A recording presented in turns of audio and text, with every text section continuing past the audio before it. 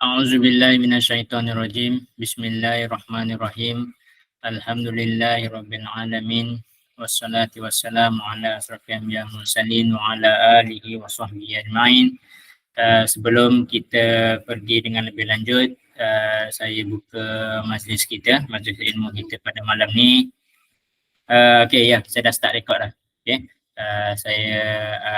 Kita mulakan majlis pada malam ini dengan bacaan kitab Al-Fatihah. A'udzubillahi minasyaitonirrajim. Bismillahirrahmanirrahim. Alhamdulillahirabbil alamin. Ar-Rahmanirrahim. Maliki yaumiddin. Iyyaka na'budu wa iyyaka nasta'in. Ihdinas siratal mustaqim. Siratal ladzina an'amta 'alaihim ghairil maghdubi 'alaihim waladdallin.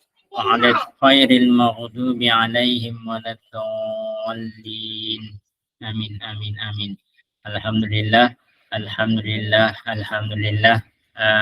Bersyukur kita kehadrat Ilahi kerana dengan limpah dan kurnianya dapat kita bertemu lagi pada minggu yang seterusnya untuk sesi kuliah online secara mingguan.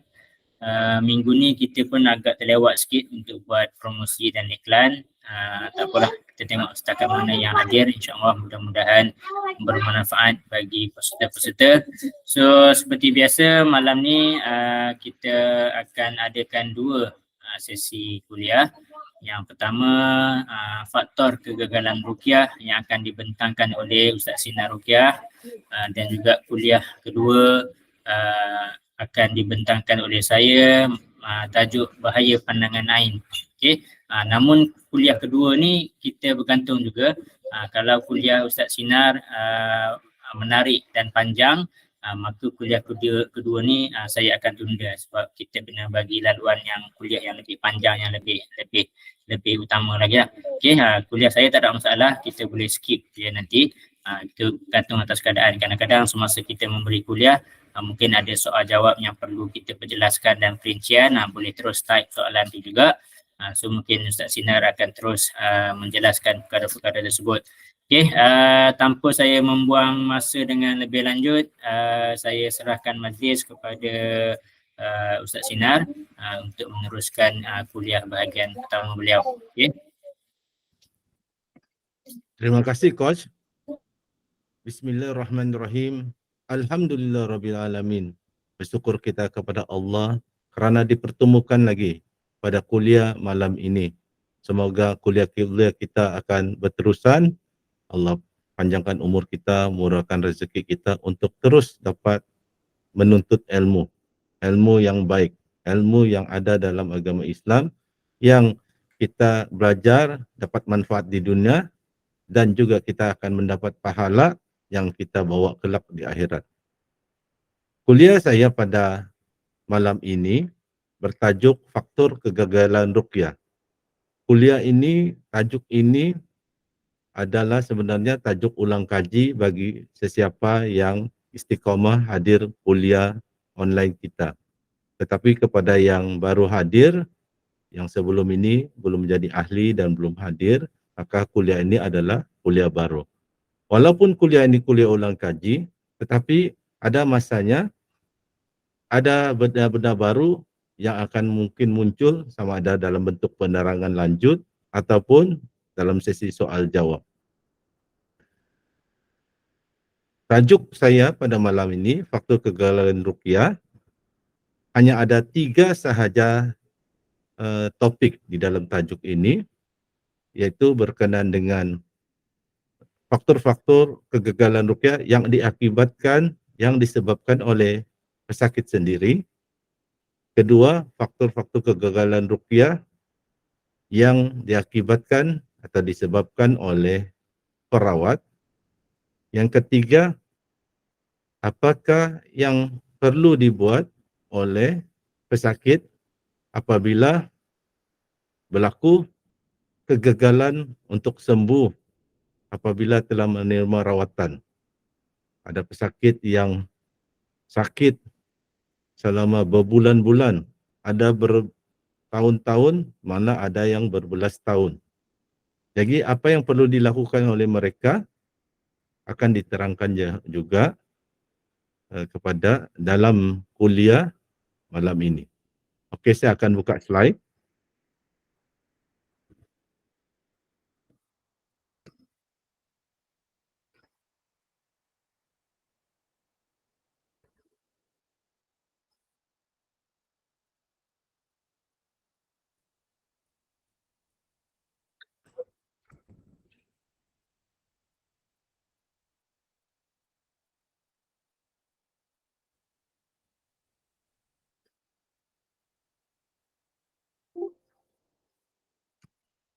Okey, kita akan bermula. Tajuk kuliah kita adalah faktor kegagalan ruqyah. Iaitu mengapa kita terasa seolah-olah ruqyah tidak berkesan. Mukadimah sebelum kita masuk kepada faktor-faktor kegagalan atau ketidakberhasilan terapi ruqyah, kita lihat dulu perkara-perkara umum berkenaan faktor-faktor kegagalan. Pertama, kita perlu fahami dan sedar bahawa tidak ada ruqyah yang gagal, tetapi yang perlu adalah proses untuk mencapai rahmat Allah. Daripada pengalaman saya, jarang ruqyah gagal.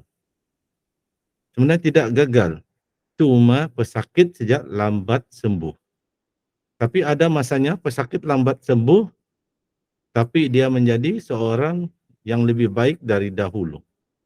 Dulu dia mungkin kaki enjoy, dulu mungkin dia jauh daripada Allah.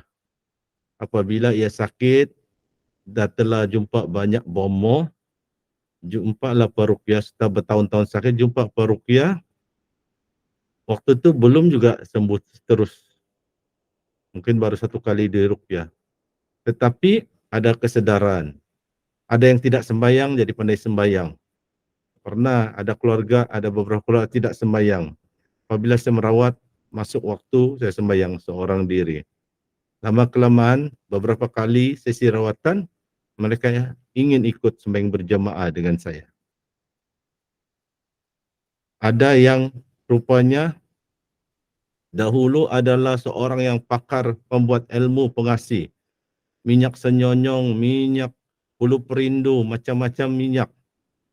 Apabila anak dia sakit, saya rawat, akhirnya dia memberitahu setelah beberapa sesi dan anaknya sembuh, bahawa dia dulu pembuat minyak-minyak pengasih. Tapi lepas tu dia bertaubat dan dia pergi mengerjakan umrah. Orang ni adalah orang mu'alaf. Dia mengerjakan umrah, malah ibunya yang dulu bukan Islam pun masuk Islam. Ibunya pun dia bawa pergi umrah. Jadi lambat sembuh tidak semestinya negatif. Lambat sembuh mungkin Allah sengaja lambatkan kita sembuh, tetapi Allah nak beri kita sesuatu yang lebih berharga, lebih bernilai, iaitu hidayah.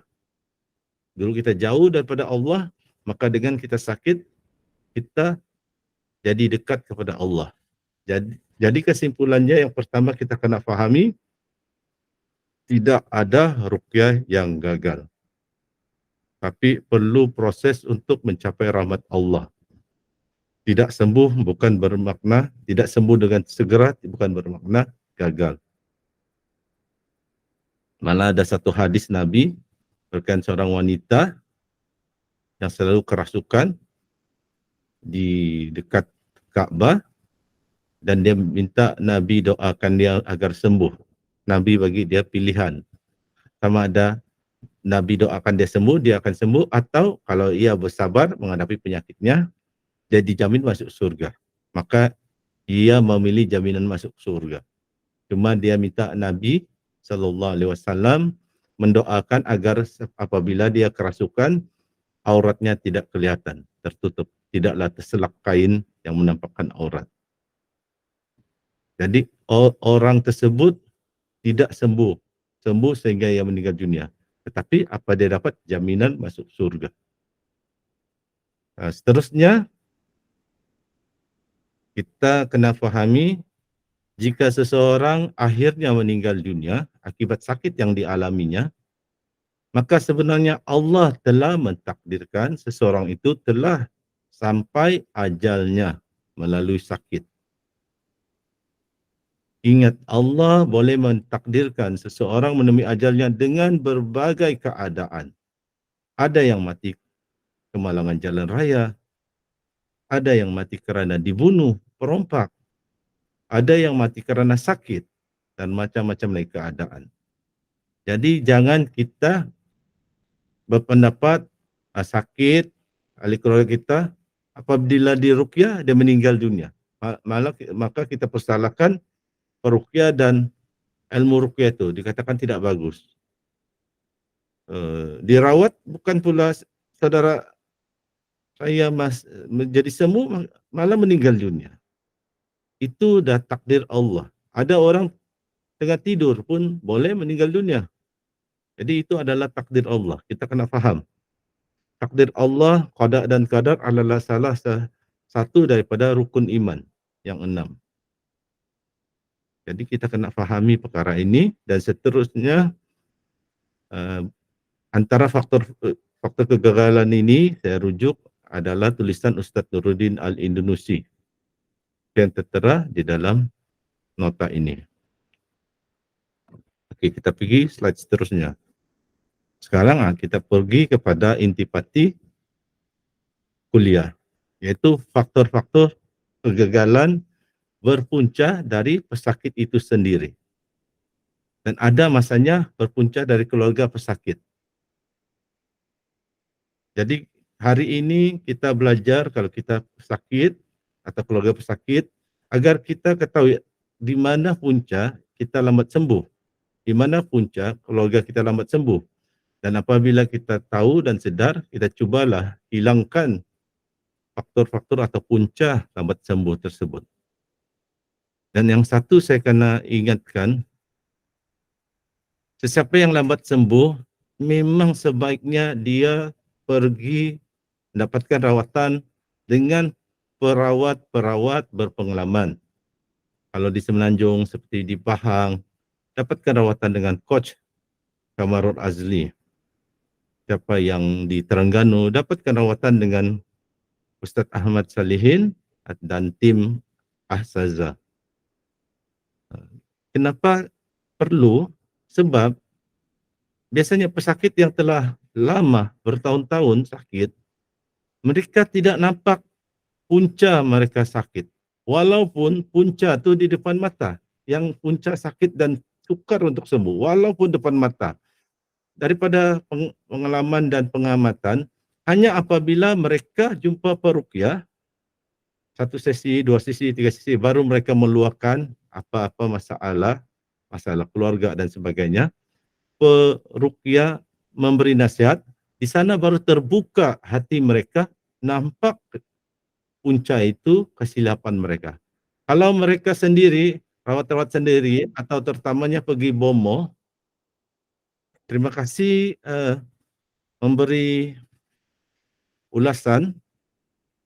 Okey, kalau ada suara tu ada kecil, saya cuba adjust volume mikrofon. Sekejap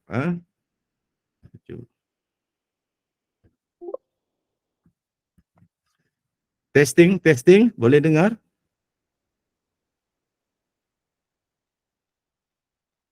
Boleh Ustaz Sina. Okey, alhamdulillah. Saya telah tinggikan sedikit lagi volume mikrofon ini. Okey, seterusnya itu yang kita kena cuba fahami. Apabila pesakit, keluarga pesakit telah begitu lama tidak sembuh, jumpalah perawat yang merawat selaras syariat, ruqyah syariah. Sebab pengalaman saya sendiri, ada masa saya jumpa sakit ini dia kata sudah 10 perawat dah dirawat. Kononnya perawat Islam, tapi rupanya bukan ruqyah syariah.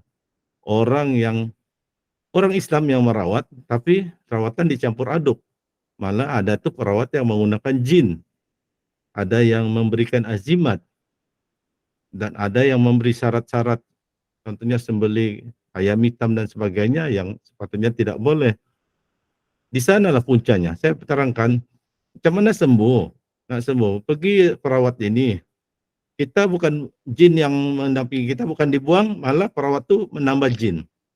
Asalnya satu jin atau dua jin mendampingi kita, jumpa perawat ni kononnya kasih kita pendinding diri, sebenarnya apa yang dia yang dia lakukan, dia berikan lagi kita jin dia. Jin dia banyak, dia koleksi jin, dia berikan daripada satu jin jadi 2-3 jin. Jumpa lagi perawat lain, dibagi lagi jin dia sebagai kononnya bodyguard kepada kita, tapi dia tidak akan bagi tahu, saya akan bagi kamu jin saya. Dia tidak akan bagi tahu begitu. Dia akan bagi dalam bentuk simbolik. Dia bagi kita azimat. Azimat tu ada didampingi jin, khadamnya. Jadi daripada satu jin menjadi 2, menjadi 3, jadi 4, jadi 5, jadi 10 jin mendampingi kita, itulah tidak pandai sembuh-sembuh. Ataupun jin yang asal pertama telah dihalau oleh dukun, tapi dia diganti dengan jin lain. Lepas tu nanti pergi perawat lain pun begitu juga. Jin bertambah dan seterusnya bertambah. Jadi tidak sembuh. Bila jumpa peruqyah yang selaras syariat, perawat syariat, barulah disedari. Baru perawat itu bagi penerangan yang bomo dijumpa ini dahulu, bomo itu, bomo ini sebenarnya bukan merawat secara mengikut syariat. Barulah azimat dibuang, ilmu yang diberikan, ilmu jampi mentera tidak diamalkan, dibuang. Jadi perlu jumpa perawat berpengalaman kalau terlalu lama tidak sembuh. Sebulan, setahun.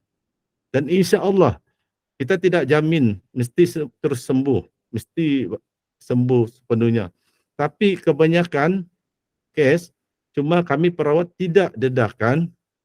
Sebab kita tidak, kalau kita dedahkan cerita nanti orang komen kita ni mengiklan diri, kita ni riak.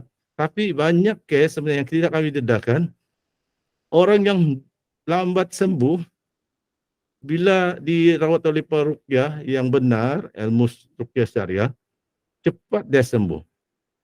Mungkin tidaklah dengan sekali rawatan, mungkin dengan 3 sesi, 4 sesi, ia sembuh. Dan bukan sekadar sembuh, akidahnya pun telah diluruskan. Cuma kita tidak cerita. Kalau kita hanya bercerita apabila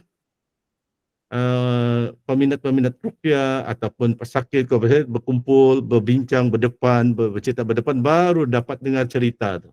Sebab kalau kita cerita di media sosial, nanti adalah komen-komen mengatakan kita riak dan sebagainya. Jadi kita kena fahami perkara itu. Jadi sekarang kita lihat ada 10. Sebenarnya banyak, tetapi dalam buku-buku diringkaskan antaranya jadi 10. Sebab-sebab atau faktor yang menyebabkan lambat sembuh. Pertama, pesakit atau dalam bahasa Indonesia disebut pasien. Kalau ada baca buku Indonesia disebut pasien adalah daripada perkataan patient, itu bermakna pesakit. Tidak mahu diruqyah. Dia kena faham, ramai pesakit nak sembuh. Jumpa, sanggup kononnya, jumpa peruqyah. Tapi hati mereka bukan benar-benar masih belum bersedia untuk diruqyah. Kalau sesiapa berada dalam grup Ahsaza Official, grup Telegram Ustaz Ahmad Salihin, sehingga Ustaz Ahmad Salihin post, saya rasa berlaku juga kepada Coach Kamarul, iaitu post memperingatkan pesakit, kalau sudah set masa buat appointment, sila datang. Dan sepatutnya datang lebih awal, sebab mungkin ada pesakit lain akan sudah buat appointment untuk masa yang seterusnya, selepasnya. Tapi ramai yang tidak datang. Kalau waktu menelpon, memberi mesej kepada perawat, peruqyah, cerita macam sangat emergency. Kalau boleh masa itu juga perawat mesti jumpa dia atau dia pergi ke rumah perawat. Tapi setelah perawat bersedia, dan berlaku juga dengan saya, tunggu macam saya terima message minta tolonglah. Saya jarang merawat. Kalau pesakit atau keluarga pesakit pandai memujuk saya, dia dapatlah rawatan dari saya. Selalunya saya akan rekomen orang lain. Jadi dia pergi ke, saya biasa kalau dulu di Keningau, saya merawat di pusat Mai Bekam, Abang Long. Tempat dia lengkap dari segi, sebab dia memang tempat membekam, tempat mengurut. Jadi suasana tu cantik, bagus. Tunggu, setengah jam berlalu, tidak datang. Sekali message lagi balik, tidak jadi datang. Sebab anaknya yang setuju datang, siang hari setuju nak dirawat, diruqyah. Bagi si ibu mengatakan, malam itu yang selepas isyak sepatutnya datang, anaknya sudah buat keputusan tidak lagi ingin hadir. Dipujuk-pujuk lama-lama, itulah si ibu minta message, minta tunggu dululah. Tunggu punya tu, last kali ibu message mengatakan anak tu dah kunci pintu bilik, tidak dapat bawa dia keluar. Ditangguhkan. Kalau saya tahu awal-awal tidak jadi meruqyah, bagus saya pergi kedai makan mie goreng mamak, kenyang. Hati pun senang, minum dengan secawan Nescafe. Oh, tapi begitulah kisah kehidupan peruqyah. Ada manisnya, ada pahitnya, ada turun naiknya. Jadi itulah, sesiapa yang minat ilmu ruqyah ni, saya syorkan, kalau di dekat dengan rumah, walaupun tidak dekatlah, katakan 2-3 kampung, 2-3 kilometer kah, datang jumpa peruqyah itu, terutama peruqyah yang senang menerima tetamu. Jadi pemerhati, apabila peruqyah itu meruqyah, perhatikan. Sebab banyak ilmu praktikal yang kita akan dapat. Dalam kuliah ini kita dapat ilmu teori, tapi apabila di lapangan, di sana kita akan nampak macam mana apabila pesakit kerasukan agresif, macam mana perawat itu mengendalikan. Jadi itu yang kita akan dapat pengalaman. Seterusnya, kedua, pesakit belum siap. Bahasa Indonesia, kalau maksudnya dalam bahasa Malaysia, belum bersedia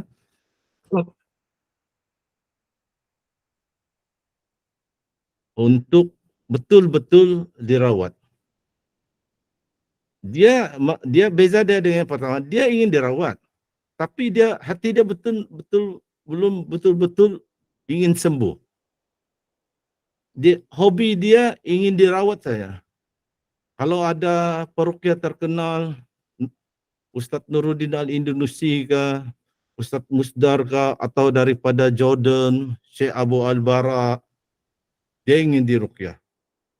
Dia rasakan peruqyah terkenal inilah yang akan menyembuhkan dia. Jadi hati dia belum bersedia untuk sembuh. Sebab dalam ruqyah syariah, sebahagian faktor kesembuhan itu dari diri kita sendiri. Kita kena lakukan ruqyah mandiri, ruqyah dengan melakukan sendiri. Dan kita kena tazkiyatun nafs, kita kena membersihkan hati dan jiwa kita. Jadi ada yang belum bersedia, dia mau diruqyah, tetapi bila diajar zikir-zikir tertentu, diajar ruqyah mandiri, dia tidak ingin lakukan. Macamlah pesakit jumpa doktor. Jumpa doktor, dia kata, doktor saya sakit batuk-batuk, salsema, demam. Doktor kata, ini ubat, makannya 2 biji sekali makan pagi, petang, malam. Dia tidak makan ubat tu. Itulah seumpama ruqyah mandiri. Dia tidak lakukan ruqyah mandiri. Bila dia makan ubat pun, dia tidak ikut sukatan. Sepatutnya 2 kali sekali makan 2 biji, pagi, petang, malam. Dia makan sebiji sehari. Ruqyah ajar kita, kata, bacalah zikir tasbih Nabi Yunus. La ilaha illa anta subhanaka inni kuntu minaz zalimin. 100 kali. Dia hanya baca 3 kali sehari. Ada peruqyah mengajar bacalah zikir la ilaha illallah wahdahu la syarikalah lahul mulku wa lahul hamdu wa huwa ala kulli syai'in qadir. 100 kali. Dia cuma baca 7 kali. Bagi dia dah banyak dah itu 7 kali. Atau macam-macam lagi, zikir, doa, ruqyah mandiri, buat air ruqyah, tidak buat.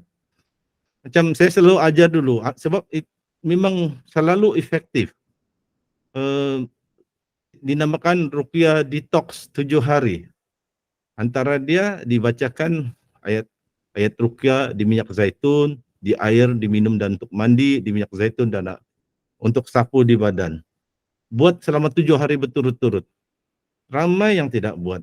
Ada itu berbulan-bulan kemudian bagi testimoni, hantar mesej kepada saya, dia kata, Ustaz, berkesanlah, saya punya penyakit kulit dah sembuh, tapi saya tunggu 3 bulan nak bagi tahu Ustaz, sebab saya ingin betul-betul pastikan daripada ruqyah yang Ustaz ajar ni lah saya sembuh, bukan daripada makan ubat di klinik.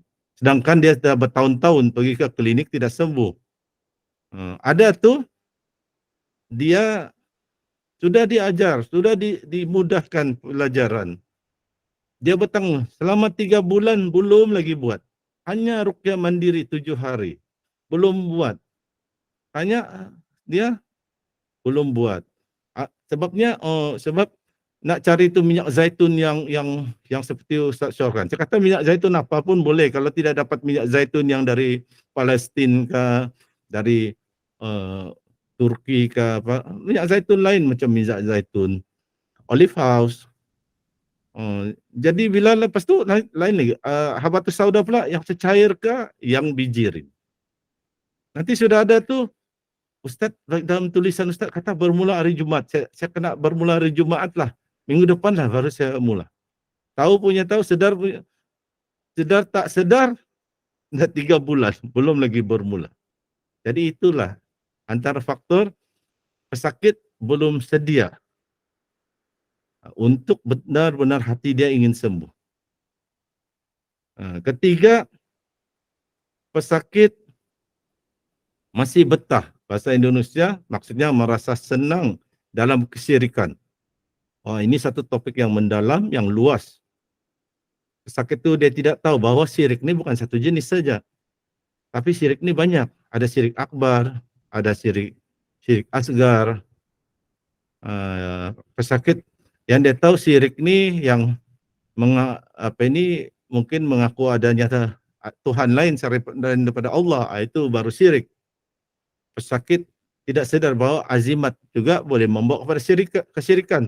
Setiap punya sebab dia kata ada satu ustaz tu cakap azimat boleh pun. Azimat dalam bentuk segitiga yang disebut nurun nubuah boleh pun, sebab di surau dia pun ada lekat di pintu surau.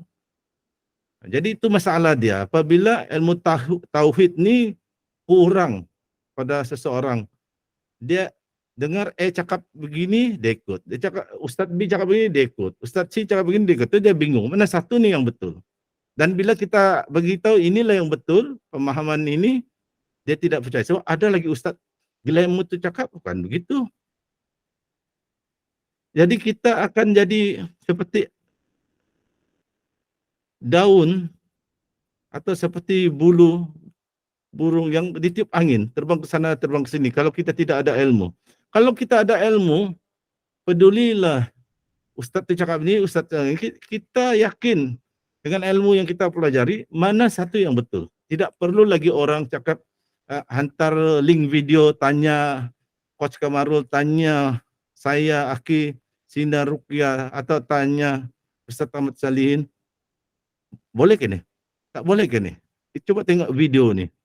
Sedangkan kalau kita berilmu, kita tengok video tu, tak payah kita jadi ulama, kita tengok video tu pun dah tahu. Paling tidak, kalaupun tidak haram, paling tidak pun perkara yang dibuat dalam video itu meragukan. Ada meragukan. Jadi kalau meragukan, lebih baik tinggalkan. Jadi begitu. Kalau kita benda basic, simple kita tidak tahu, belajarlah ilmu akidah. Belajarlah ilmu tauhid. Dan topik tauhid ini, akidah, kita telah pernah ajar dalam kuliah online kita. Coba lihat balik, ulang kaji. Ada di upload oleh Coach Kamarul di YouTube. Dan mungkin akan datang saya akan sampaikan lagi kuliah-kuliah berkenaan akidah dan tauhid nih.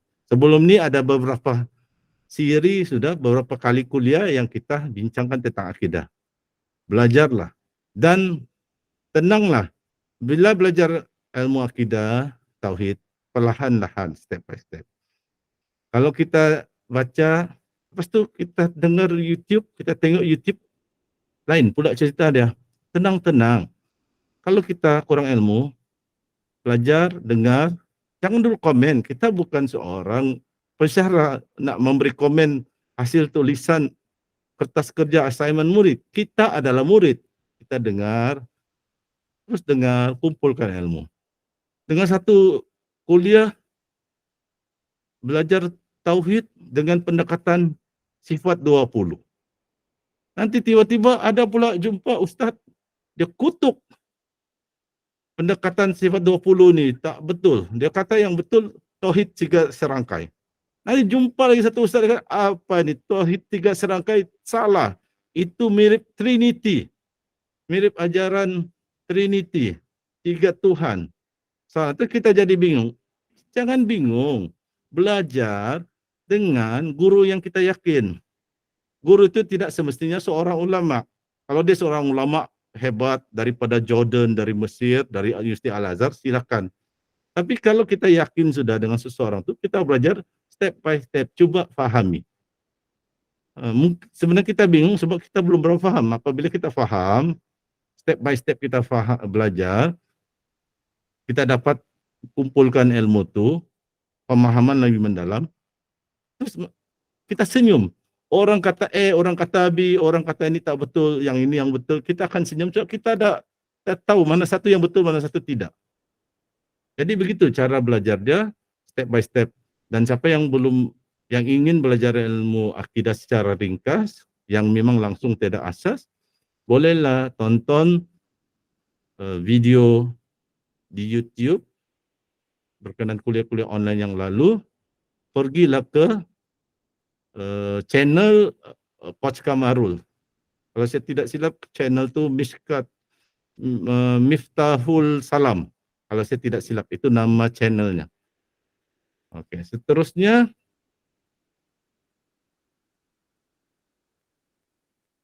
keempat, pesakit tidak komitmen dengan Al-Quran dan Sunnah.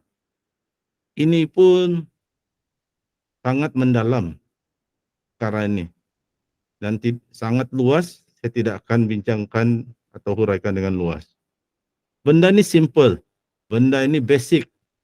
Tetapi apabila sampai di media sosial, jadi perdebatan seolah benda ini complicated. Sebab masalah para ulama kita sendiri bergaduh.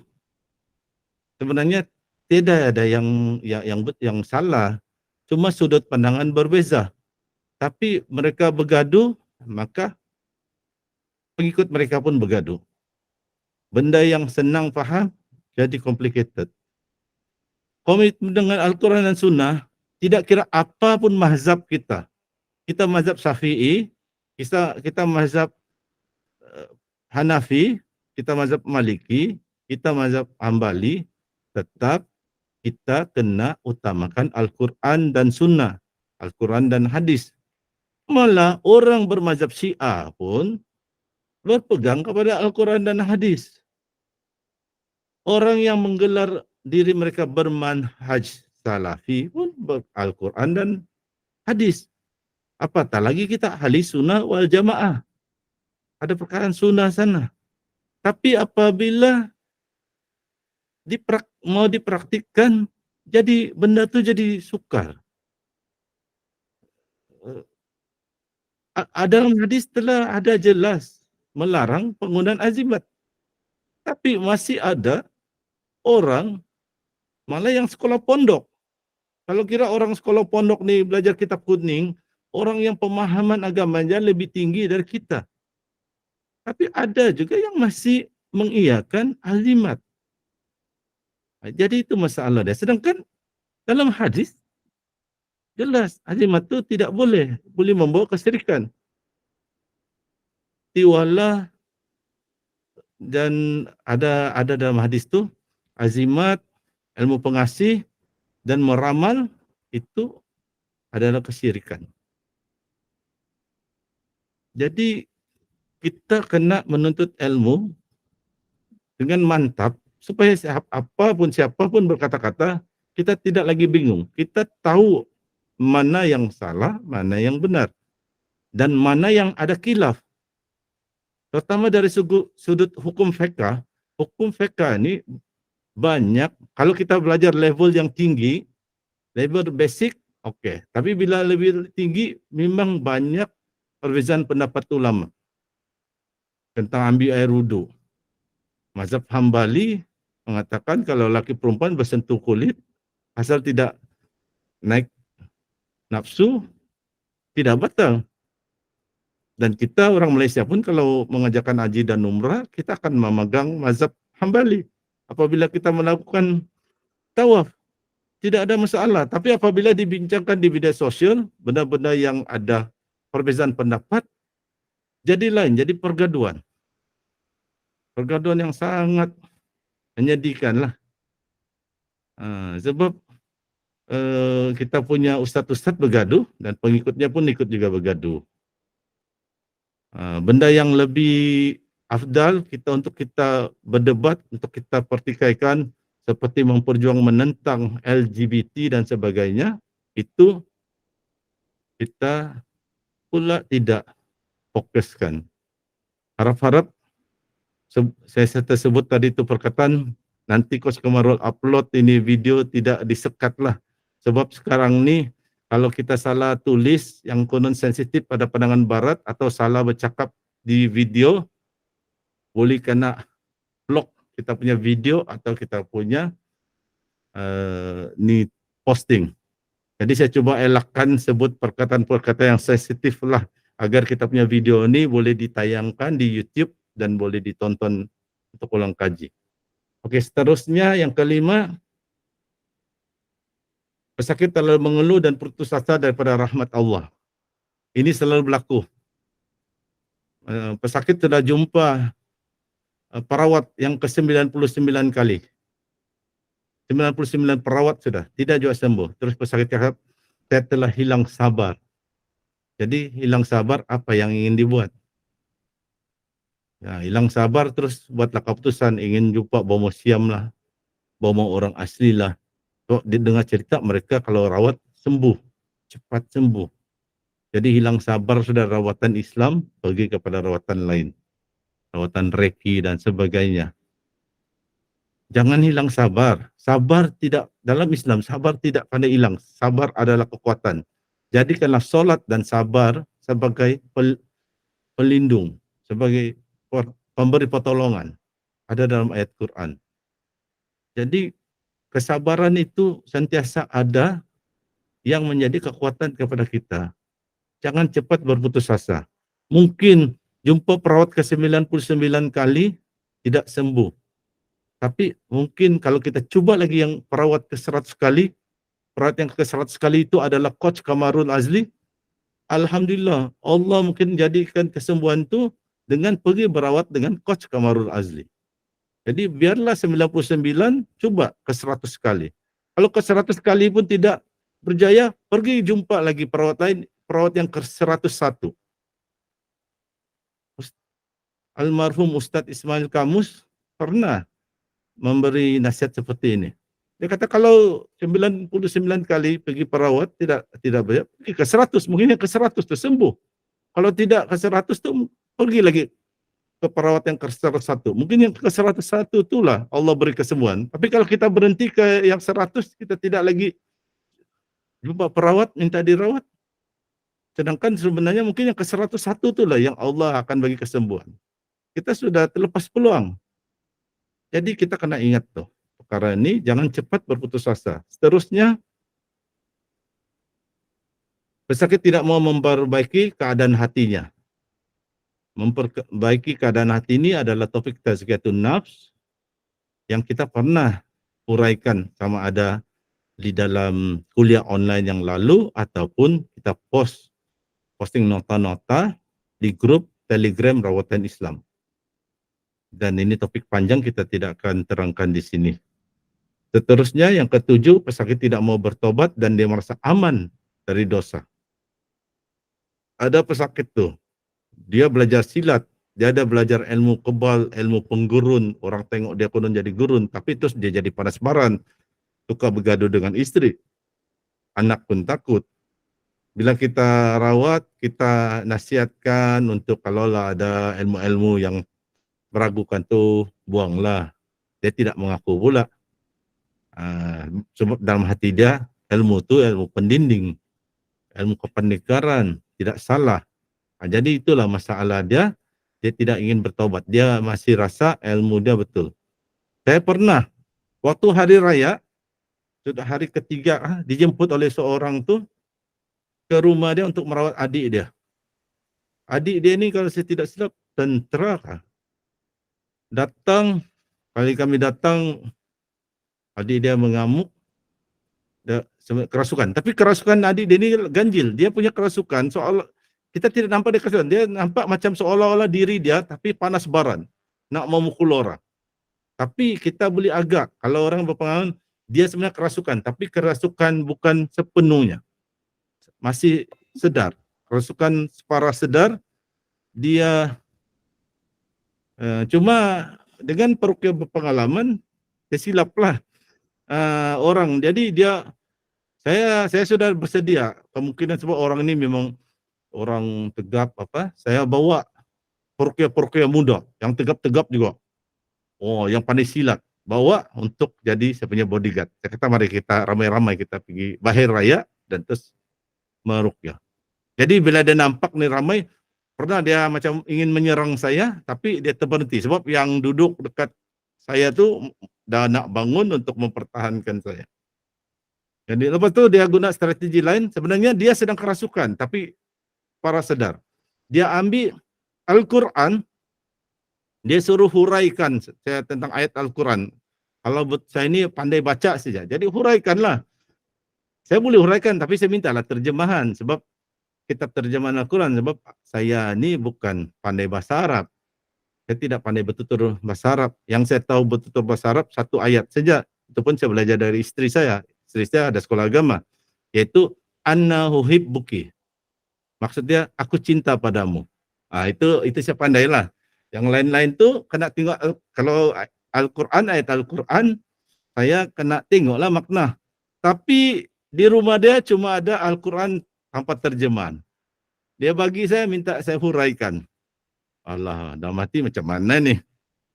Tapi kita orang yang berpengalaman kan, kita buka surah Al-Baqarah ayat 255. Yaitu, apa itu? Ayat kursi. Ayat kursi kan biasa kita hafal, dan kalau kita selalu tadabbur, kita dapat paham juga maknanya. Tidak pun setiap ayat itu, tapi kita dapat tahu intipati ya. Jadi saya huraikanlah. Saya baca ayat kursi itu, lepas itu saya huraikan. Lepas itu dia tidak hujah, dia akhirnya macam saya nampak kan macam seolah-olah macam jin dia sudah pergi. Dia kembali normal, dia masuk dapur dulu, terus kami bagi tahu si abang dia lah kami ingin pulang. Terus dia sendiri keluar dari dapur, dia sendiri tahan kami, kata hari raya kan makanlah dulu kuih raya. Dia jadi normal sudah balik. Sebab jin yang ganas tu dah pergi dari badan dia. Dan setelah kami pulang, baru abang dia tu mesej saya, dia kata adik dia ada belajar ilmu kebatinan. Kononnya ilmu mengenal diri. Dia kasih tunjukkan lagi gambar macam orang duduk meditasi dengan tulisan-tulisan Arab yang tarik nafas, keluar nafas. Dia bukan zikir dengan nafas. Zikir dengan nafas memang boleh secara umum. Sebab kita manusia perlu bernafas. Kalau tidak bernafas kita mati. Tapi doa nafas itu apa? Ada lagi satu zikir nafas yang telah diharamkan oleh Majlis Fatwa Kebangsaan. Itu benda lain. Kita tidak bincangkan. Sebenarnya bukan nama tu yang penting, tapi di sebalik tu. Kalau orang sebut zikir nafas tu betul, zikir perlu bernafas. Nafas doa.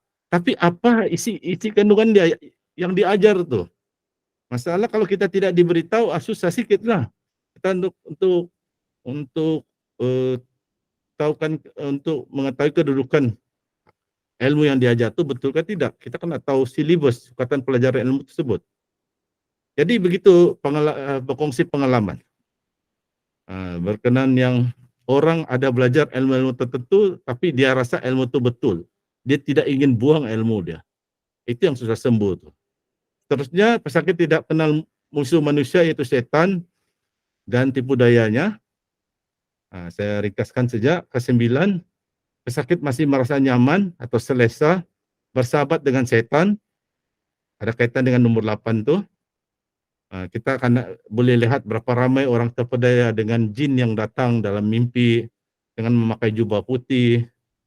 Dan pesakit pun yang mimpi itu sangka dia jadi orang pilihan. Dia dapat kelebihan sebab ada seorang wali berjubah putih, wajah bercahaya mengajar dia ilmu-ilmu, ilmu rawatan dan sebagainya. Dan dia rasa betul sebab antara bila onannya makhluk ni yang datang mula-mula menyuruh sembahyang, menyuruh puasa sunat, bagus itu, mengajar benda yang bagus. Jadi kenapa pula dikata salah? Itu strategi setan. Setan mula-mula muncul, mana dia akan terus-terus cerita yang minumlah arak, marilah berjudi. Ingat kisah Nabi Adam, pengajaran. Iblis menggoda Nabi Adam dan istrinya Siti Hawa untuk makan buah terlarang, buah khuldi. Ada dia sedangkan itu buah diharamkan untuk kita manusia makan. Cara dia macam mana? Dia memujuk. Dia memujuk kata buah tu bagus dimakan untuk abadian dan sebagainya lah. Mana ada dia cerita yang buruk-buruk. Begitu juga bila jin muncul mula-mula dalam mimpi, dia tidak akan dalam wajah yang hodoh. Wajah ni ahli sihir macam di Harry Potter punya movie. Dia akan berupa macam wali dan dia akan suruh sembahyang, suruh puasa. Tapi di sana jarum-jarum halus mulai sudah dicucuk. Terus orang yang dulu tidak sembahyang, tidak puasa, konon tidak terus jadi tekun sembahyang kerana ada mimpi disuruh sembahyang. Tapi dia lupa. Itulah dia mulai sudah termasuk perangkap iblis, talbis iblis. Dia lupa. Tanpa mimpi, orang berjubah putih mimpi suruh sembahyang, memang sembahyang itu yang 5 waktu adalah wajib. Nabi kita, Nabi Muhammad SAW telah ada dalam hadis-hadisnya memberitahu sembahyang itu wajib. Tidak perlu tunggu mimpi satu makhluk berjubah putih bagi suruh sembahyang baru kita sembahyang. Cukuplah dengan Rasulullah menyuruh kita sembahyang, ada hadis-hadis Nabi, ada ayat Quran, kita sembahyang. Jadi kalau kita sembahyang kerana mimpi, salah sudah tuh.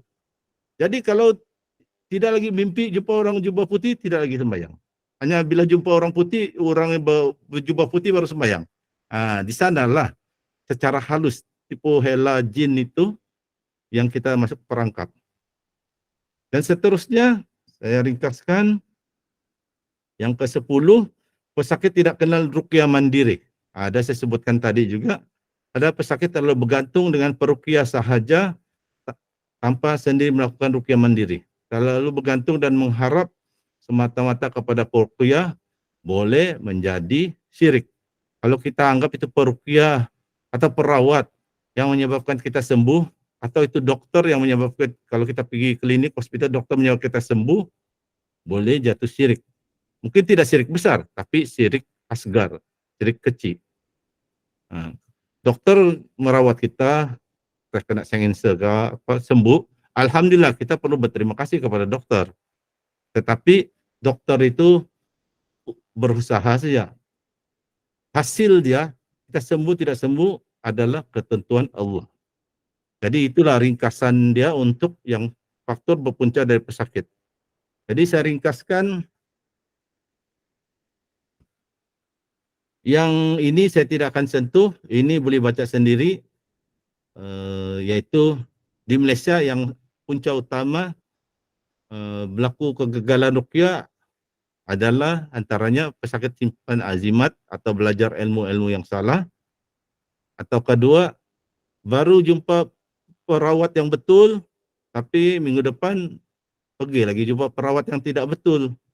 Jadi tidak pernah sembuh sebab bercampur aduk. Sekejap jumpa peruqyah, sekejap jumpa perawat, sekejap jumpa bomosyam. Itu sebab yang jadi tidak sembuh-sembuh. Okey, faktor kegagalan bekerja dari perawat,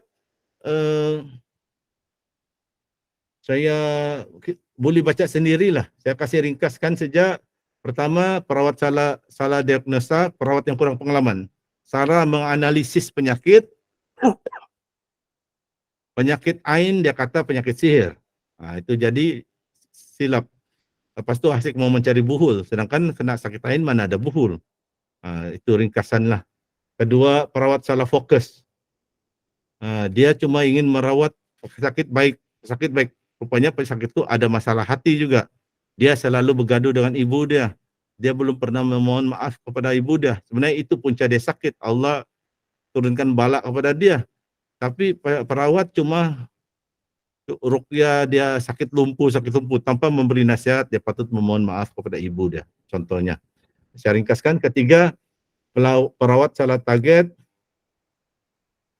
Dia hampir sama dengan yang nombor 2, nanti boleh baca sendiri. Keempat, perawat sendiri salah akidah. Ini masalah yang kita pesakit pergi jumpa perawat, disangka tu perawat tu peruqyah syar'i. Sebab masuk TV lagi. Ada baca Quran sikit, ada baca selawat-selawat, baca nasyid-nasyid. Sedangkan peruqyah lain tengok memang kenal orang tu bukan peruqyah yang syar'i. Kalaupun dia ada baca Quran, tapi dia gabungkan dengan ilmu-ilmu dia meragukan. Jadi sekarang ni di media sosial banyak sudah ditunjukkan siapa senarai-senarai perawat yang diyakini menggunakan ruqyah syariah. Cubalah hubungi itu, jumpalah perawat-perawat yang telah disenaraikan. Kalau ingin juga jumpa perawat yang glamour, kena undang TV3 dan sebagainya, yang selalu keluar di YouTube, ada channel dia, pandai dia berkata-kata, pandai dia buat gimmick, silakan. Tapi janganlah menyesal bertahun-tahun tidak pandai sembuh. Sembuh sekejap, sakit balik. Sembuh sekejap, sakit balik. Seterusnya, saya ringkaskan. 5, perawat melakukan rawatan yang bercanggah dengan sunnah. Boleh baca terus. Dan boleh tengok saya punya video yang dahulu pun. Boleh tengok untuk huraian lebih lanjut. Ke-6, perawat salah teknik. Ke-7, perawat salah niat. Ke-8, perawat salah tempat merawat. Ke-9, perawat salah meletakkan kedudukan dirinya. Iaitu sepatutnya perawat kedudukan ini sebagai teman, sahabat, guru konseling. Bukan sebagai doktor pakar, cakap ni tak betul, tu tak betul, bagi ubat yang tu ubat ini. Memang ada perawat yang anggap kedudukan perawat ni sama seperti doktor. Tapi sebahagian lagi perawat mengatakan cara berfikir kita bukan dokter. Jangan samakan kita dokter. Itulah masalah bila kita kononnya samakan diri kita sebagai dokter. Kita mau, ada yang mau perawat, ya kita baca Al-Quran. Hak. Semua orang Islam berhak membaca Al-Quran, berhak merawat diri mereka dengan bacaan Al-Quran. Tapi kita anggap siapa pandai baca Quran untuk merawat, mesti takluk kepada Akta 775. Seolah-olah kita dokter. Dokter ada akta dia. Dia terikat dengan akta dia. Kita yang baca Quran, pandai merawat, sekarang takluk dengan akta. Yang macam lesen perniagaan, kita kena renew. Bukan kita sekali kita dapat itu kelulusan, akan jadi perawat peruqyah sepanjang masa. Setiap tahun renew. Saya pernah hadir beberapa taklimat. Belanja tu boleh mencicil sampai 1-2 ribu. Renew dia pun beratus-ratus. Setiap tahun renew. Macam kita renew training license pula. Tapi kita jangan, saya tidak akan bahaskan tu sebab bukan itu topik kita. Tapi untuk direnung-renungkanlah. Bahawa perawat ini sahabat. Bapa merawat anak. Suami merawat istri. Istri merawat suami. Anak merawat bapa yang lumpuh atau ibu yang sakit. Dan kadangkala kita di sekolah, kita merawat pelajar kerasukan. Ataupun rakan sekerja sakit tiba-tiba pengsan, kita rawat. Jadi kalau kita disekat dengan berbagai sekatan, bagi saya secara pribadi tidak adil lah. Kita orang Islam boleh baca Al-Quran tanpa perlu ada lesen. Lesen khas. Jadi okey, itu sahaja untuk faktor kegagalan berpunca daripada perawat. Bagaimana menghadapi faktor kegagalan ruqyah ni? Boleh baca sendiri. Saya ringkaskan saja. Jangan bila tidak sembuh jangan terus tuduh peruqyah yang berpunca tidak sembuh.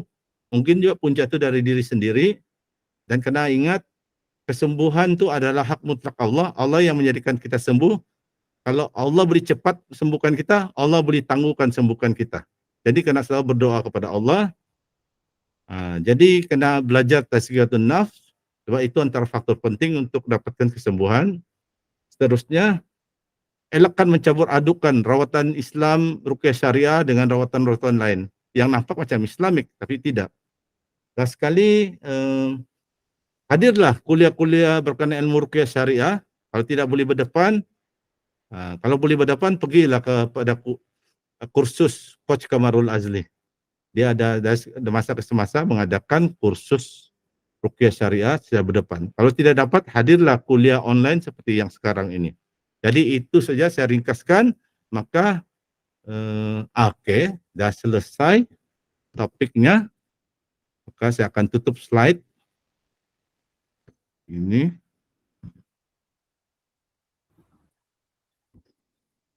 Maka dengan saya tutup slide tersebut, selesailah kuliah saya untuk malam ini, dan dengan ini saya serahkan pula kepada sahabat saya, Coach Kamarul, untuk sesi seterusnya. Silakan Coach. Okey, alhamdulillah. Terima kasih kepada Ustaz Sinar tentang faktor-faktor kegagalan ruqyah. So itu topik yang bagi saya sangat menarik. Ramai di antara pesakit sering mempersoalkan kenapa tak sembuh, kenapa masih belum sembuh sedangkan sudah ikut ruqyah dan sebagainya. So dia bukanlah mesti ada kesemuanya dia akan jadi gagal. Tapi dia kadang-kadang mungkin ada satu faktor saja pun dah jadi gagal. Seperti yang Ustaz Sinar cakap juga, tak ada sesi ruqyah yang gagal. Sebab walaupun pada hakikat dia kita masih sakit, andailah kata dia datang buat rawatan ruqyah sebab dia sakit busung ataupun sakit yang melibatkan benda-benda misteri. So mungkin dia dah berubat merata pun dia masih lagi tidak sembuh. Tapi hakikatnya dari segi dia punya tauhid dia, dari segi kualiti ibadah dia sudah mula kenal akan ayat-ayat ruqyah. Dia sudah sakit tu dah mula untuk belajar membaca ayat ruqyah. So walaupun hakikatnya dari segi fizikalnya sakit tu masih belum sembuh, tapi dari segi akidah dia, dari segi amalan dia semakin baik berbanding dengan sebelum sakit. Sebelum sakit tak kenal akan ayat ruqyah, dan alhamdulillah selepas sakit mula kenal akan ayat-ayat ruqyah. Okey, insya-Allah. Okey, untuk hari ini, malam ni saya akan bagi kuliah tajuk mengenai ain.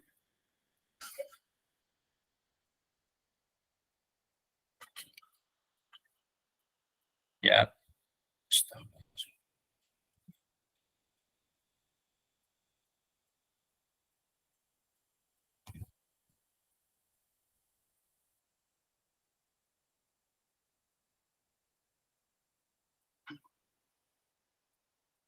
Okay, semua boleh nampak slide saya. Okay. So hari ini saya akan menjelaskan tentang ain. So kita kena faham dulu penyakit ain. Apa itu penyakit ain? So penyakit ain ni merupakan satu penyakit yang menimpa seseorang akibat pandangan mata. Pandangan mata penyakit ain tadi boleh timbul dari hati yang baik ataupun tidak baik sehingga nikmat yang dia kagum itu hilang.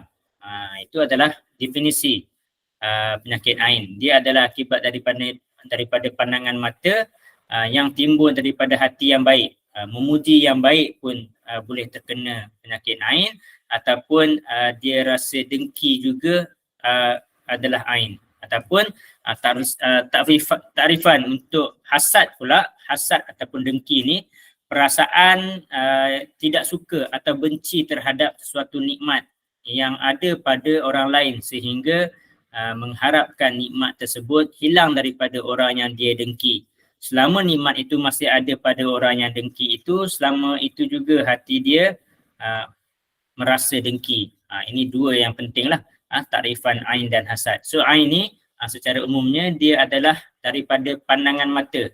Dia tengok sesuatu benda tu, misalnya dia tengok sesuatu kenderaan ataupun dia melihat, biasanya banyak ain ni berlaku pada seseorang. Okay, dia tengok pada seseorang tu, dia tengok orang tu mungkin terlalu berjaya, perniagaan dia besar, maju, okay, customer dia ramai, dia untung banyak. Pandangan mata dia tu takjub ataupun terlalu memuji akan kehebatan individu tersebut yang menyebabkan dia punya kejayaan tu berjaya sangat. Sebabkan dia terlampau berjaya sangat, kita ni rasa, oi terornya dia berniaga, oi pandainya dia berniaga. Kita terlampau taksub dengan kejayaan dia. Itu boleh menyebabkan, sebab kita nampak dia, kita tengok dia, kita nampak kejayaan dia, terlampau taksub sangat, terlampau takjub sangat, terlampau bangga sangat dengan kejayaan dia. Itu boleh menyebabkan penyakit ain.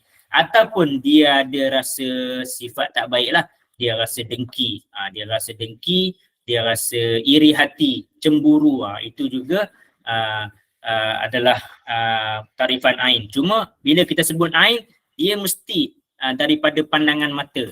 Kalau hasad ni pula, dia hanya terlahir di dalam hati dia, perasaan yang tidak suka. Oh, aku tengok dia berjaya, oh dah aku memang geram tu tengok dia berjaya. Macam tu. Dia memang orang kata apa, oh aku dengki dia berniaga apa semua. Aku rasa macam, oh kenapalah aku tak maju dengan dia, tak maju macam dia dan sebagainya. So hasad ni dia tak semestinya kita pandang, tapi dia adalah daripada hati kita yang rasa tidak suka atau benci terhadap nikmat yang ada pada seseorang tu. Okay.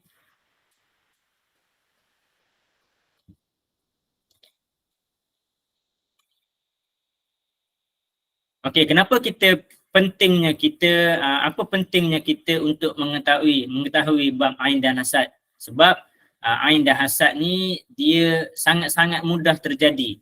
So kalau ain, dengan kita memandang hati kita kotor, hati kita terlampau memuji ataupun hati kita ada perasaan dengki, boleh jatuhnya sakit terhadap orang yang kita tengok. So bagi saya, pendapat saya juga, ain ni dia lebih dahsyat daripada sihir. Sebab sihir memang perlu dihantar. Ini ain ni dia boleh jadi pada sesiapa saja. Kita terlampau terlampau takjub dengan kejayaan orang, boleh jadi sakit. Kadang-kadang kita tengok sepintas lalu, ataupun macam contohnya, kita tengah bawa kereta, tiba-tiba ada kereta besar lalu, celaka kereta ni laju sangat. Kadang-kadang kata-kata macam tu pun adalah pengaruh ain, tiba-tiba kereta tu kat depan, boleh jadi aksiden. Itu antara contoh lah. Okay. Kesan dia tu dia cepat, serta-merta boleh berlaku. Berlaku depan mata kita, kita tengok dia, ya Allah. Kalau kita sebut dengan zikir, maka tak ada masalah. Lawannya dia. Tiba-tiba dia mungkin boleh jatuh sakit. Dia boleh membinasakan nikmat tu. Okay. Dia kalau kata ikut hadis, dia mampu memusnahkan sesuatu bangsa. So bab ain dan hasad ni juga disebut secara jelas di dalam Al-Quran. Cuma ramai perawat yang kurang mahir bab ain dan hasad.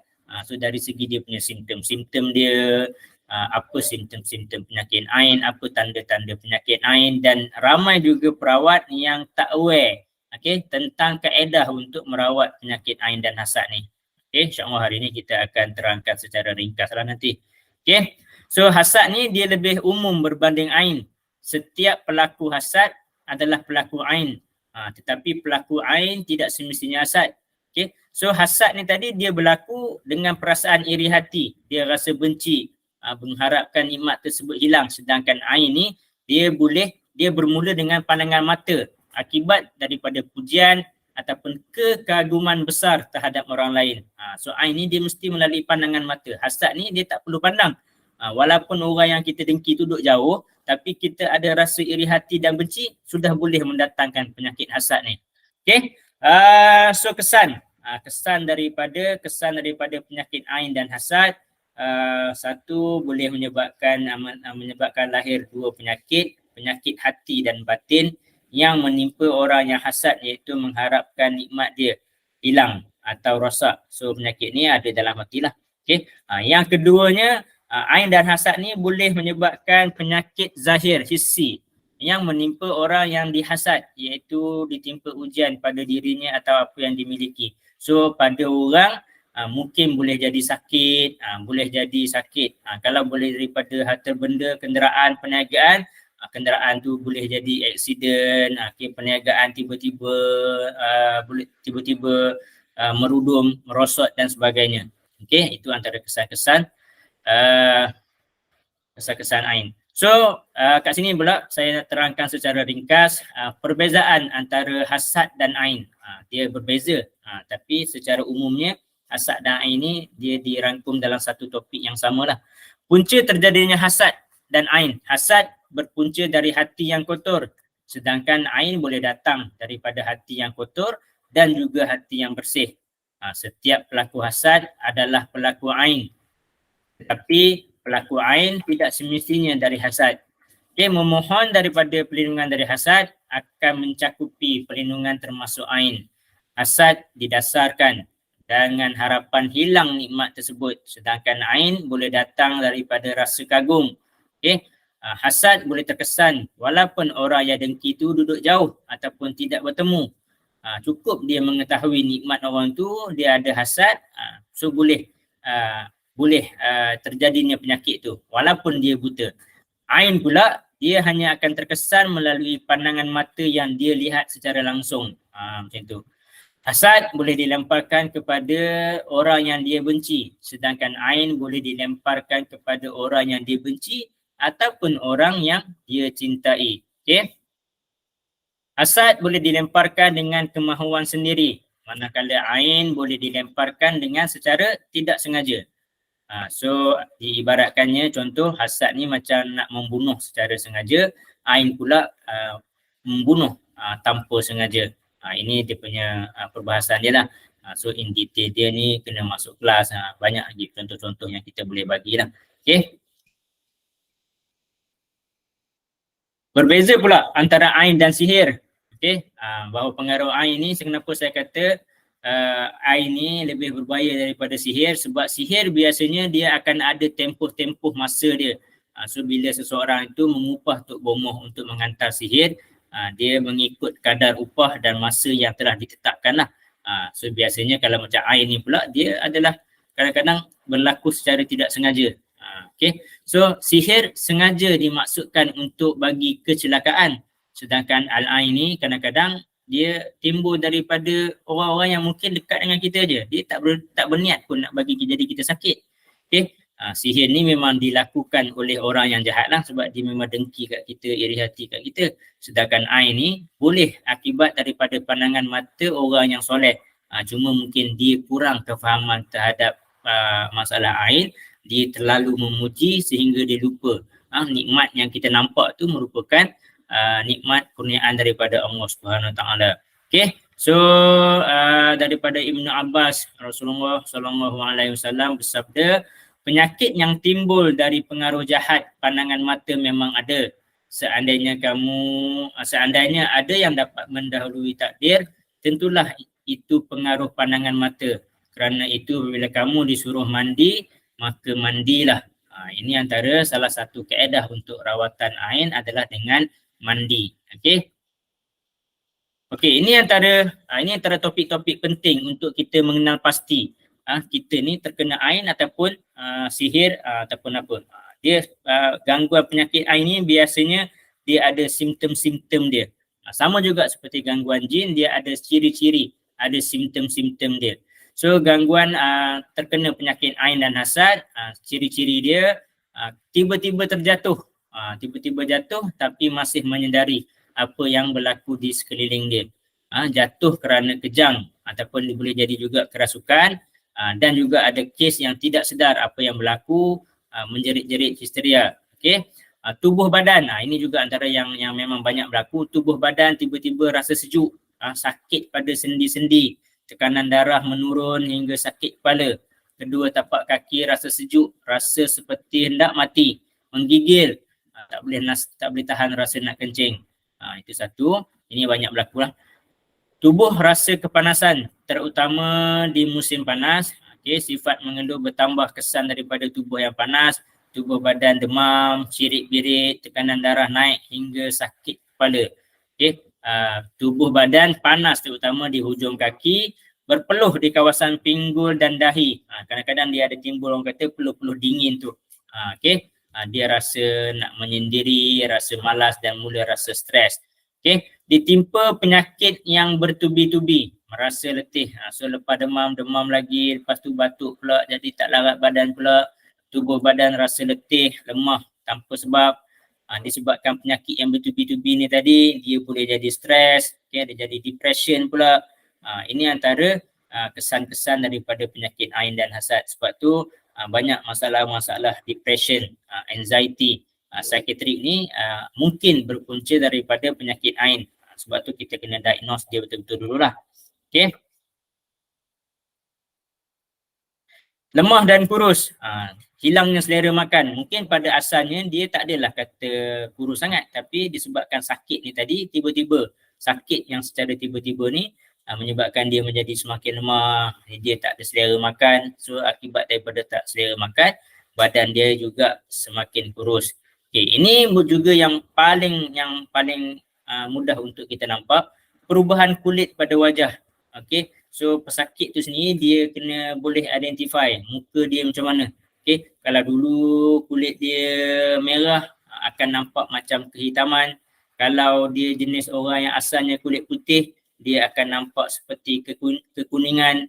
Dia nampak kulit muka tu jadi macam kekuningan sikit.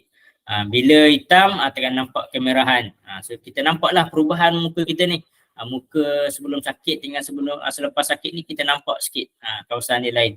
Penampilan menjadi buruk. Ada juga kes-kes tiba-tiba kesan ain tu naik bintik-bintik, jerawat, jeragat, kulit melepuh atau ruam pada kulit. Ini juga banyak berlaku. Muka menjadi pucat, tubuh badan jadi lemah, nafsu makan pun semakin berkurang. Akibat daripada di atas, mana kita akan bila dah dia sakit, tubuh badan tak larat dan sebagainya, maka kita akan nampak penampilan dia semakin tak elok, cara berjalan dia long lie, tak bermaya. Dia punya penampilan dia kusut masai, dia dah tak jaga penampilan dia, nampak buruk lah. Ataupun ada juga kes yang tiba-tiba meninggal dunia. Meninggal dunia yang tak dapat kita nak diagnose daripada medical lah. Maksudnya dari segi medical, dia macam tak ada apa-apa.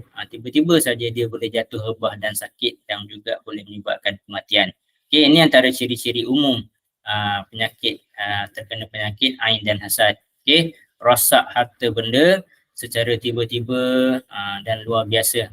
Tiba-tiba perniagaan jadi rosak, tiba-tiba perniagaan dah tak ada orang datang kat kedai dia. Dan yang ni juga banyak berlaku pada kanak-kanak, menangis tengah malam, menangis siang malam. Biasanya baby ni banyak yang kes terkena ain.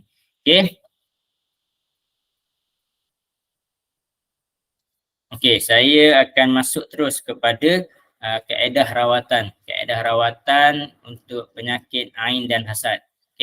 Ini adalah untuk merawat masalah penyakit ain dan hasad. Seperti yang sebelum ni juga, kaedah yang paling utama untuk merawat penyakit ain dan hasad adalah sesi terapi ayat-ayat ruqyah. Seperti biasa, saya membacakan kesemua set ayat ruqyah seperti mana yang dalam buku saya. Ini adalah yang paling utama sekali. Buat sesi terapi bacaan ayat ruqyah daripada ayat nombor 1 hingga ayat 20 kalau tak salah saya.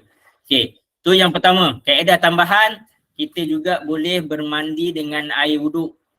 Kalau kata ada ahli keluarga kita yang didiagnos terkena penyakit ain, maka boleh mandi dengan air wuduk. Macam mana nak mandi? Ahli keluarga boleh ambil wuduk, ambil air paip kat wuduk, dekat bawah tu tadah satu baldi yang besar. So maksudnya kita ambil wuduk, apa semua, basuh muka, basuh tangan, apa semua, air tadi akan terkumpul di dalam satu baldi, kemudian air wuduk tadi tu yang dalam baldi tu dimandikan kepada pesakit. Itu adalah kaedah yang pertama, kaedah tambahan yang pertama. Okey, kaedah tambahan yang kedua, bacakan ayat-ayat ruqyah boleh, bacakan pakul pada minyak zaitun, ataupun kalau tanya saya lebih suka membacakan ke semua ayat-ayat ruqyah dan disapukan ke seluruh badan. Ini buat sebelum tidur. Maksudnya baca pada minyak zaitun, sapu ke seluruh badan, muka habis satu badan sebelum tidur. Sapu bagi berminyak habis satu badan. Okey. Ini satu kaedah tambahan yang kedua. Kaedah yang tambahan yang ketiga, minum minyak zaitun atau air yang telah kita bacakan pakul ataupun kita baca ayat-ayat ruqyah tadi. Okey. So kaedah-kaedah di atas tu, mandi wuduk, minum minyak zaitun, sapu minyak zaitun tu diamalkan selama 15 hari berturut-turut. Okey. Selepas 15 hari boleh pula sekali lagi nak buat rawatan ruqyah sekali lagi juga boleh. Selain daripada tu, amalan-amalan harian tu baca ayat kursi 3 kul, selepas maghrib dan subuh pun kena baca lagi. Ataupun satu lagi kaedah untuk rawatan penyakit ain, berbekam di dua tindik, di titik kedua bahu. Okey. Kalau kata sini ni, tulang yang orang kata tulang selangkar ni, dua titik kat bahu ni, bekam kiri dan kanan. Ini juga antara kaedah ataupun ayat-ayat ruqyah tambahan untuk merawat ain, kita membaca surah Al-Mulk ayat 1 hingga 4. Boleh juga. Kalau saya biasanya saya terus baca ayat surah Al-Mulk 1 hingga 10 sebab saya dah hafal ayat Al-Mulk 1 hingga 10. Untuk masalah-masalah penyakit ain, saya akan baca surah Al-Mulk 1 hingga 10. So memang kebanyakan kes kalau yang merawat dengan saya akan bacakan ke semua ayat-ayat ruqyah dan saya akan add on lagi surah Al-Mulk dan juga doa-doa perlindungan daripada ain. So memang kebanyakan sesi rawatan saya akan baca full untuk merangkumi penyakit gangguan jin, sihir, saka dan juga ain sekaligus. Okey, ini antara doa yang kita kena amalkan setiap hari, doa perlindungan untuk penyakit ain. Okey. Ini adalah daripada riwayat An-Nasa'i, Abu Dawud, Ibnu Majah dan juga riwayat Imam At-Tirmizi. A'udzu bikalimatillahi tammat min kulli syaitanin wa hamah min kulli ainil la'amah. Okey, boleh ikut bersama-sama dengan saya. A'udzu bikalimatillahi tammat min kulli syaitanin wa hamah wa min kulli ainil la'amah. Okey, sekali lagi. A'udzu bikalimatillahi tammat min kulli syaitanin wa hamah wa min kulli ainil la'amah. Okey, ini antara doa perlindungan untuk ain. Okey, ini beberapa tips untuk tak bergerak Ustaz.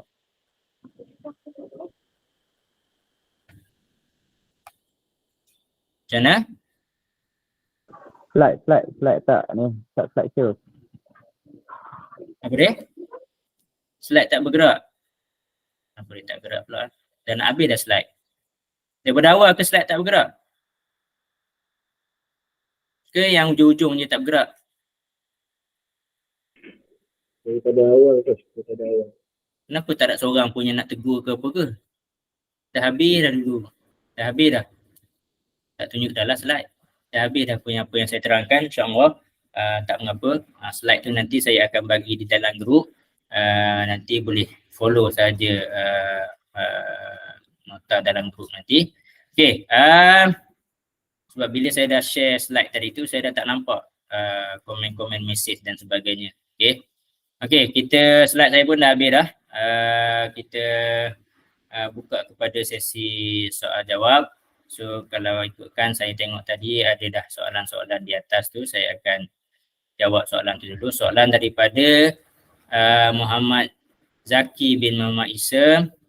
Assalamualaikum Ustaz dan Coach, bagaimanakah caranya untuk mengubati pesakit yang tak mahu diruqyah? Pesakit memberi alasan bahawa ruqyah itu menyakitkan tubuh badan dan menjadikan dia sangat letih. Okey.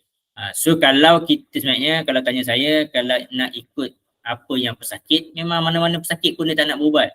Okay, pesakit gangguan jin memang dia tak nak jumpa perawat. So yang pertama dia, kita boleh satu buat solat hajat, berdoa untuk dia supaya hati dia lembut. terbuka untuk buat rawatan. Itu yang pertama. Yang keduanya, kita boleh membekalkan air ruqyah untuk dia minum. Okay, kita boleh buat air jampi siap-siap, bubuh dalam bekas botol air untuk dia minum. Ataupun air ruqyah tadi juga kita boleh campurkan ke dalam masakan minuman dia. Bancuk air kopi campur sedikit dengan air ruqyah. Okay, supaya dia minumlah air tu. Ataupun juga boleh menggunakan produk-produk bagi dia pakai minyak wangi kasturi, bagi dia pakai mandian gel bidara, balm bidara, minyak zaitun, minyak harbatul sauda, bagi dia pakai produk-produk ni supaya dia rasa lembut hati dan terbuka untuk buat rawatan lah. Okay? Jangan paksa dia sangat. Kalau saya tak suka paksa macam tu. Kita bagi pendekatan awal dahulu, doa untuk dia, bagi produk-produk, bagi jampi dulu. Okay? Ustaz Sinar ada nak tambah bahagian soalan ni? Terima kasih Coach. Ya, saya ada ingin menambah berkaitan soalan ni. Ada 2 poin yang saya perlu tekankan berkenaan pesakit yang tidak mau diruqyah. Sekiranya kita sendiri pandai meruqyah dan yang pesakit itu adalah anak sendiri atau isteri, mungkin kita boleh paksa, tetapi jangan terlalu paksa lah, tetapi masih boleh berkeras sedikit untuk, macam contohnya anak tu masuk bilik berkunci, kita boleh suruh anak tu buka pintu, kunci, suruh duduk di ruang tamu untuk kita bacakan ruqyah. Masih boleh, tetapi kalau pesakit itu bukan saudara mara kita, orang yang kita tidak kenali, jika ia tidak ingin diruqyah, keluarga dia ingin, tapi dia sendiri tidak ingin, ataupun hanya seorang keluarga dia, katakan ibu dia bawa ingin anak dia diruqyah, anak dia pun agak dah besar lah, katakan 19 tahun. Keluarga lain tidak setuju, bapa dia tidak setuju sebenarnya sebab bapa dia ada mengamalkan ilmu-ilmu kesaktian, ilmu kebal. Jangan kita paksa. Kenapa? Untuk keselamatan peruqyah itu sendiri. Sebab kalau kita paksa, berlaku sesuatu, pesakit pengsan, pesakit cedera, pesakit mati, keluarga pesakit boleh buat aduan polis, kita boleh ditangkap. Kita mengatakan kita tidak salah. Kita baca ayat Quran sahaja. Tetapi polis bila ada buat aduan, sewaktu kita meruqyah secara paksaan, ada pesakit meronta-ronta, keluarga pesakit pegang atau kita punya tim perawat memegang dengan kasar, kalau berlaku sesuatu, bersedialah untuk masuk penjara, ditangkap, ditahan, lepas tu didakwa. Dan perkara ni pernah berlaku. Di Sabah pernah berlaku. Ada perawat dibuat aduan polis sehingga ke mahkamah. Jadi berhati-hati, jangan paksa. Dan ini terpakai untuk semua keadaan. Macam contohnya orang minta nasihat kita. Nasihat. Kita boleh bagi nasihat, tapi kita jangan. Orang kata, perlukah saya makan ubat doktor ni? Yang dia bagi ubat psikiatri ni, ubat sakit mental. Kita bukan doktor, kita boleh bagi pendapat. Tak perlu makan. Tapi jangan kita pujuk, paksa dia jangan makan. Kalau bagi pendapat, sekilas pendapat bolehlah, tapi jangan paksa sebab kita bukan doktor. Sebab kalau berlaku apa-apa daripada orang tu tidak makan, lepas tu dia mati, sedangkan dia perlukan ubat tu, kita boleh kena tangkap juga. Jadi untuk memaksa jangan, tetapi kalau kita sendiri merawat anak kita, boleh paksaan yang ringan, seperti kita paksa anak kita datang duduk depan kita untuk kita bacakan ruqyah, kita jangan larang dia daripada masuk bilik terkunci. Atau keluarga pesakit tu kita kenal, keluarga dia kita kenal, keluarga dia memang kenal kita. Kita yakin dengan karakter sifat keluarga tu minta tolong, buatlah seperti apa yang Coach Kamarul Azli beritahu, yang saya pun sendiri pernah buat, iaitu contohnya kita buat air ruqyah, kita bagi tahu ibu bapa, katakan pesakit air ruqyah ni pun kalau dia minum dah rasa pahit, dia akan buang balik, dia tidak. Jadi mungkin buat air ruqyah, simpan di dalam, campurkan dengan sedikit apabila buat jus oren, buat air kopi, Masak dengan bila kita masak nasi, kita cuci beras tu, mungkin kita masukkan juga air ruqyah tu sedikit. Jadi pernah saya lakukan sendiri. Pesakit tu bila dia minum, lama-lama dia beransur-ansur kurang sikit kedegilan dia. Lepas tu bila dipujuk, baru dia ingin di ruqyah. Dia ingin ikut keluarga untuk pergi di ruqyah. Bagi dia minum secara rahsia dulu. Air-air ruqyah tu dicampur di kopi, di minuman. Jadi itu tambahan daripada saya. Teruskan, Coach. Okey, saya masuk kepada soalan yang seterusnya. Soalan daripada Encik Yusof. Isu pesakit yang soalan dia, isu pesakit yang tidak sembuh, yang pindah cari perawat. Mana yang lebih bagus? Pindah cari perawat sehingga mungkin akan sembuh, atau setelah berjumpa perawat yang ke-101, atau kekal dengan satu perawat ruqyah syariah sehingga sembuh kerana perawat tu lebih faham. Okey, bab ni kita kena faham. Okey, setiap perawat itu berbeza. Walaupun saya dan Ustaz Sinar ada guru yang hampir sama dan kaedah juga mungkin bacaan ayat ruqyah juga sama, tapi hakikatnya berbeza. Ustaz Sinar ada pengalaman tersendiri, saya ada pengalaman tersendiri. Mungkin daripada pengalaman-pengalaman tadi itulah yang boleh membuahkan kesembuhan. Cadangan saya macam ni. Okey, ini cadangan saya. Kalau kita nak berubat dengan seseorang perawat, buat dulu. Okey, katakan nak buat rawatan dengan saya. Okey, kali pertama datang jumpa saya buat sesi rawatan. Kemudian buat rawatan susulan dulu. Selepas seminggu, 2 minggu buat rawatan susulan yang kedua. Selepas lagi seminggu, 2 minggu buat lagi rawatan susulan yang ketiga. Selepas 2-3 minggu lagi buat rawatan susulan yang keempat. Dalam kita tempoh rawatan susulan, rawatan pertama, susulan 1, 2, 3, 4 ni, kita tengok perubahan-perubahan dia. Adakah semakin sakit ataupun sama sahaja, ataupun sudah nampak semakin pulih. Walaupun tak sembuh sepenuhnya lagi, tak mengapa. Tapi kalau dulu tu semakin teruk, semakin sakit sangat-sangat sekarang, tapi selepas 2-3 kali buat rawatan susulan, kita nampak perubahan dia semakin okey.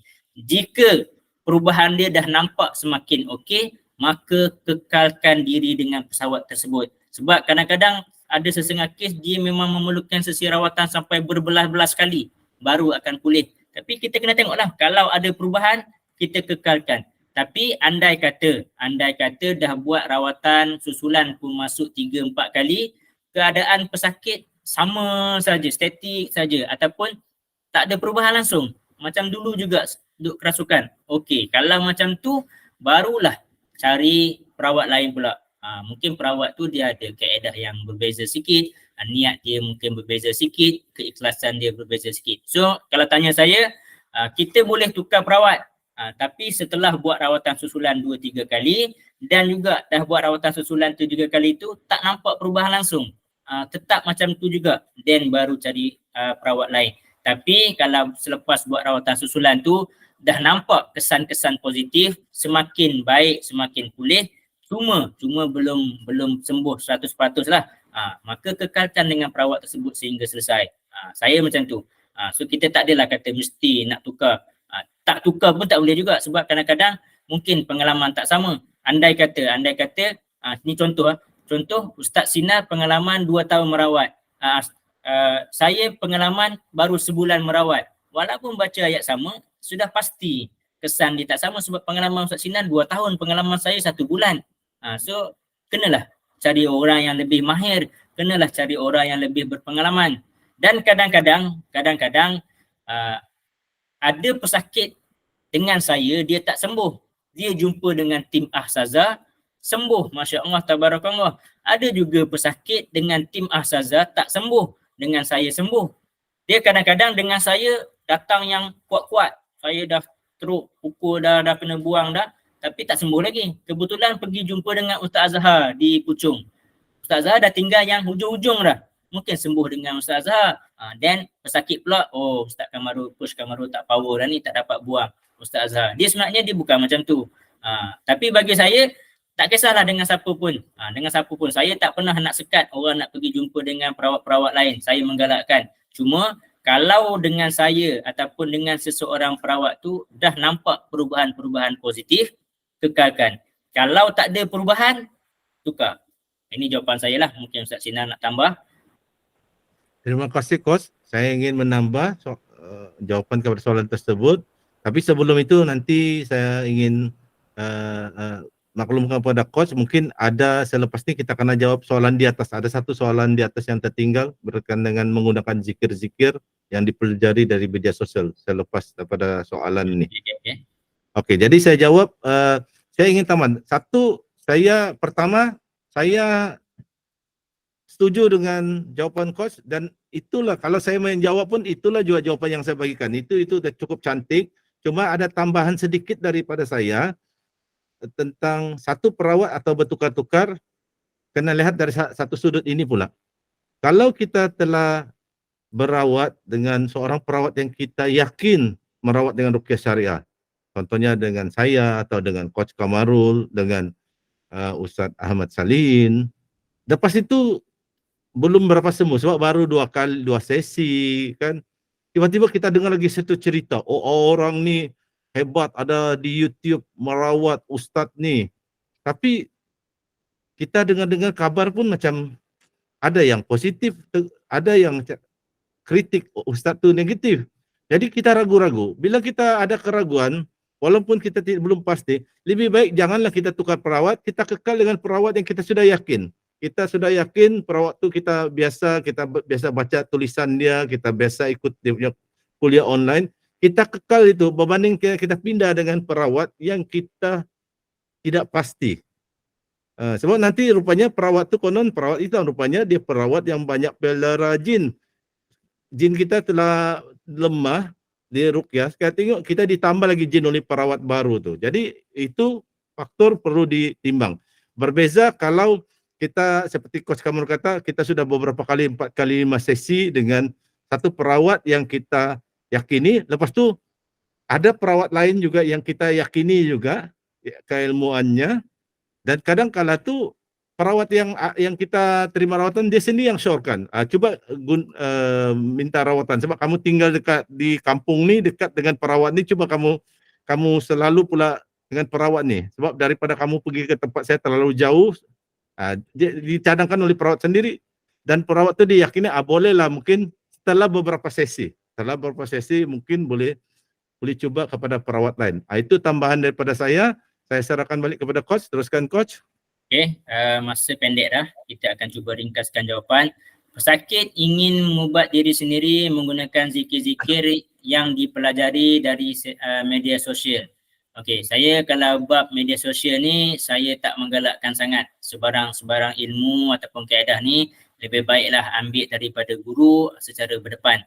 Okey, boleh nak ikut. Kalau yang kaedah-kaedah umum, tak ada masalah, boleh ikut. Tapi kalau kadang-kadang kaedah yang terlalu spesifik, terlalu detail, maka saya tolaklah. Lebih baik berhadapan dengan guru secara direct untuk belajar. Okey, sebab kalau memang ambil daripada Google ni, banyak macam-macam kaedah yang keluar. So saya tak berani lah.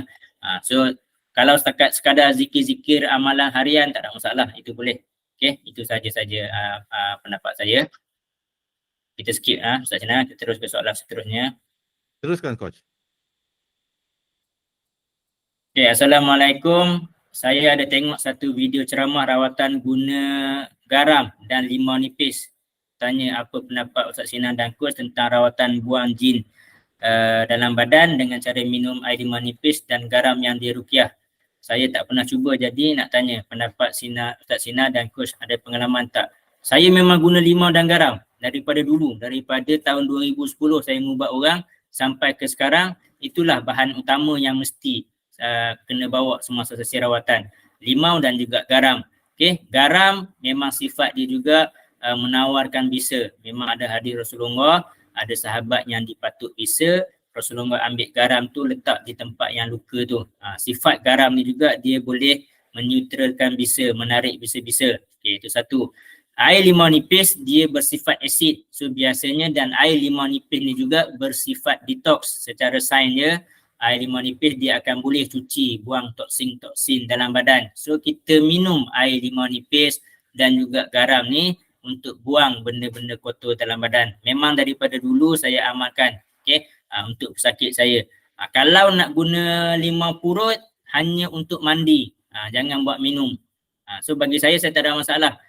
Limau tu kita kena faham, limau dan garam ni dia ada khasiat herba, melalui tajribi, pengalaman guru-guru, pengalaman ulama-ulama. Syekh Abu Bara juga banyak memberi kaedah dengan menggunakan garam, air limau campur garam ditabur untuk pagar. Syekh Abu Bara juga bersetuju dengan kaedah tersebut. Okey, so bagi saya tak ada masalah rawatan tu. Tapi kalau limau yang diberi tu limau nipis yang telah diruqyah, garam yang telah diruqyah, dia buat satu bunjut dan dia letak di atas pintu supaya jin tak masuk, kaedah tersebut, limau nipis dan garam tersebut saya tolak. Ataupun dia ambil limau pergi letak bawah bantal, dia ambil limau pergi letak dekat penjuru rumah, konon-kononnya 4 penjuru rumah supaya jin tak masuk. Okey, kaedah limau dan garam tersebut saya tolak. So maksudnya nak menggunakan limau dan garam ni kita kena tengok pada kaedah dia lah, macam mana. So kalau dia sekadar bubuh garam satu plastik, bubuh dalam beg supaya nanti kalau masuk hutan tak ada jin ikut balik, itu tak boleh, dia dah jatuh jadi tangkal. So kita kena perhalusi apa cara dia guna limau dan garam tersebut. Okay, Ustaz Sinar nak tambah? Terima kasih Coach. Untuk jawapan ni saya setuju dengan jawapan Coach, sama jawapan saya, tidak ada tambahan untuk soalan ni. Teruskan Coach.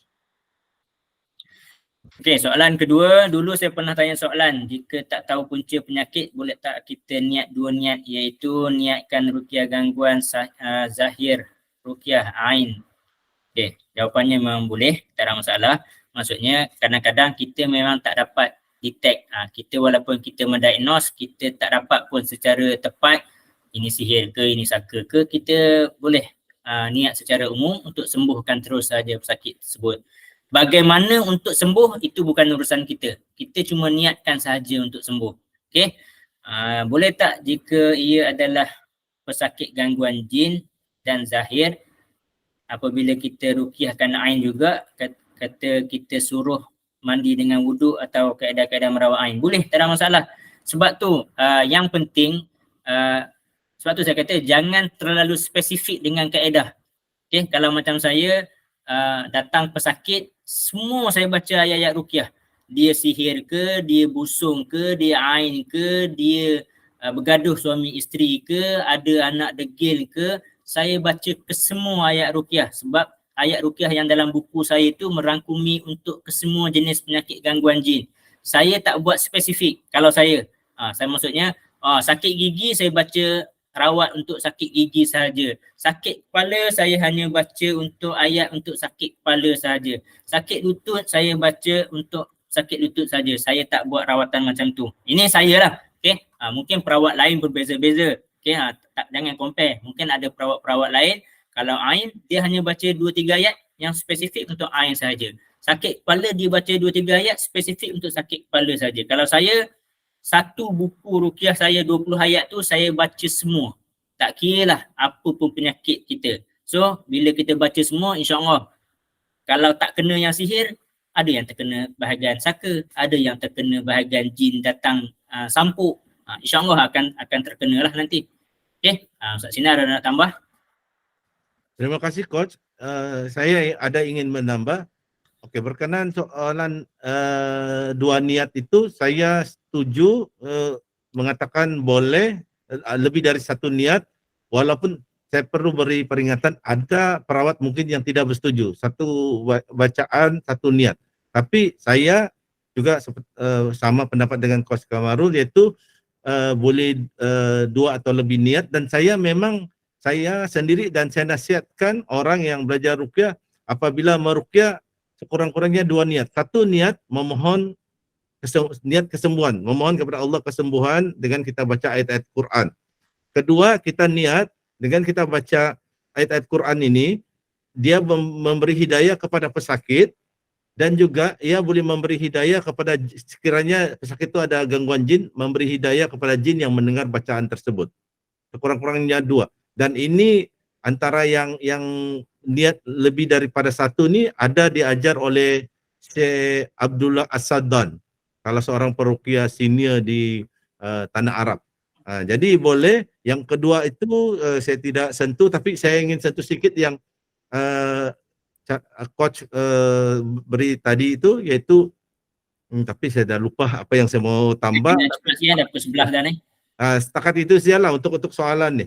Ada soalan lain lagi? Teruskan, soalan lain, untuk perawat area-area mana, itu tuan boleh tengok dalam grup Telegram sahaja. Dalam grup Telegram kita dah memang sentiasa keep on posting perawat-perawat dari negeri-negeri lain. Kalau ada soalan nak cari perawat, just type dalam grup Telegram, kami akan memberi nombor-nombor perawat yang mungkin berdekatan. Nak buat satu list, kita pun bukanlah kami pun bukan bekerja untuk mengumpulkan database, tapi kami ada networking kawan-kawan kami. Di Johor kami ada Ustaz Reda, di Terengganu ada Ustaz Salihin, di Kelantan ada Rocky Zahariman, di KL kita ada Ustaz Azhar, kita ada, Mata-Rata pun kita ada. Cuma nak buat satu senarai itu tak terrajin lah juga sebab sibuk bekerja masing-masing. Okey, soalan tu cukup setakat tu. Boleh tanya saja. Kalau ada yang sakit memerlukan rawatan dekat mana-mana daerah dan sebagainya, just tanya question dalam grup Telegram, kami akan cuba bantu. Kami akan cuba recommend lah. Jika perawat atau pawang bagi ayat Al-Quran untuk diamalkan, boleh ke? So selagi mana dia ayat Al-Quran, boleh amal. Ayat Al-Quran tak bersalah. Yang bersalah kaedah amalan. Kadang-kadang kalau pawang atau dukun, dia mesti bagi ayat Al-Quran serta syarat. Mesti amal sebanyak 516 kali selama 35 hari, tak boleh tinggal. Kalau tinggal baca ni dah sampai ke 10 hari tertinggal, kena patah balik. Kalau tertinggal terlupa baca, kena bayar denda dam. Kaedah tu je yang salah. Ayat Al-Quran tak bersalah. Dan kita juga nak baca ayat Al-Quran perlu niat yang betul. Kalau niat kita salah, kita baca Bismillahirrahmanirrahim ataupun kita baca ayat kursi dengan niat aku nak jin tu muncul depan mata, maka niat kita tu juga telah menjadi salah.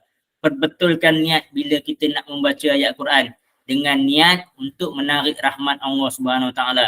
So siapa pun yang ajar kita ayat Quran tak jadi masalah, boleh amal. Cuma kena perhalusi apa kaedah yang dia bagi untuk cara beramal dan niat kita beramal. Baca ayat kursi dengan niat nak terbuka hijab, niat tu dah salah. So nanti terbuka nampak mata jin dan sebagainya tu, itu yang merosakkan amalan tersebut. So perbetulkan niat dahulu. Itu saja. Ada nak tambah Ustaz Sinar? Ada, Coach. Saya ingin tambah sedikit tentang, saya bagi satu panduan, apabila sahabat-sahabat kita diajar oleh pawang dan bomo ayat Quran, cara dia post di dalam grup Telegram Rawatan Islam dan tanya di sana, ayat ni boleh diamalkan seperti yang diajar oleh guru ini pawang lah. Lepas tu nanti kita akan ulas, lepas tu kita akan tapis, lepas tu amal lah ayat tu, tapi amal bukan niat amal kerana diajar oleh guru tu, tapi niat amal sebab ia ayat Quran. Itu panduan dari saya. Itu saya, Coach, teruskan. Tambahan juga, sama juga, andai kata kita bermimpi jin dalam mimpi bagi sesuatu ayat untuk ajar. Amalkan, baca ayat ni untuk sakit lutut. So kita terima daripada mimpi. So ceritakan mimpi tersebut kepada guru, biar guru yang buat pengesahan. So bermaksud kita bukanlah menerima ilmu tu direct daripada mimpi tadi, tapi adalah melalui rujukan kepada guru. Kena faham macam tu. Soalan daripada Hanafi Roslan. Bagaimana perawat yang mengamalkan amalan makrifat lalu merawat hanya pakai gerak tangan seolah-olah jin tu tarik keluar dengan pergerakan tangan sahaja? Makrifat tak salah. Jangan berlebih-lebih dengan makrifat. Saya juga ada baca tu dengan niat makrifat untuk jin hancur, untuk saya juga, Ustaz Sinar juga mengamalkan makrifat. Kita baca ayat-ayat pembatas sihir dengan niat untuk menghancurkan buhul-buhul sihir. Yang kita takut adalah berlebih-lebih dengan makrifat. Wa auhayna ila Musa an alqi asaq. Pecah. Berlebih-lebih. Bismillahirrahmanirrahim. Allahu Akbar. Tarik. Buang. Jangan berlebih-lebih. Kita baca sahaja. Relax-relax pun tak ada masalah. Saya baca sambil saya tepuk pun insya-Allah akan hancur. Kadang-kadang dia baca ya Bismillahirrahmanirrahim falamma alqaw qala Musa ma jitum Bismillah, ya Allahu Akbar. Tak perlu nak berlakon berlebih-lebih. Itu saja. So maksudnya nak makrifat boleh. Sebab tu kita kata tadi, perbetulkan niat dahulu. Membaca ayat ruqyah, membaca ayat Al-Quran dengan niat untuk menarik rahmat Allah. Dengan rahmat Allah, sihir-sihir musnah. Dengan rahmat Allah, perjanjian-perjanjian saka musnah. Kalau kita nak menarik rahmat Allah, perlu ke kita dengan gaya makrifat, jin keluar bersilat dan sebagainya? InsyaAllah tak perlu pun.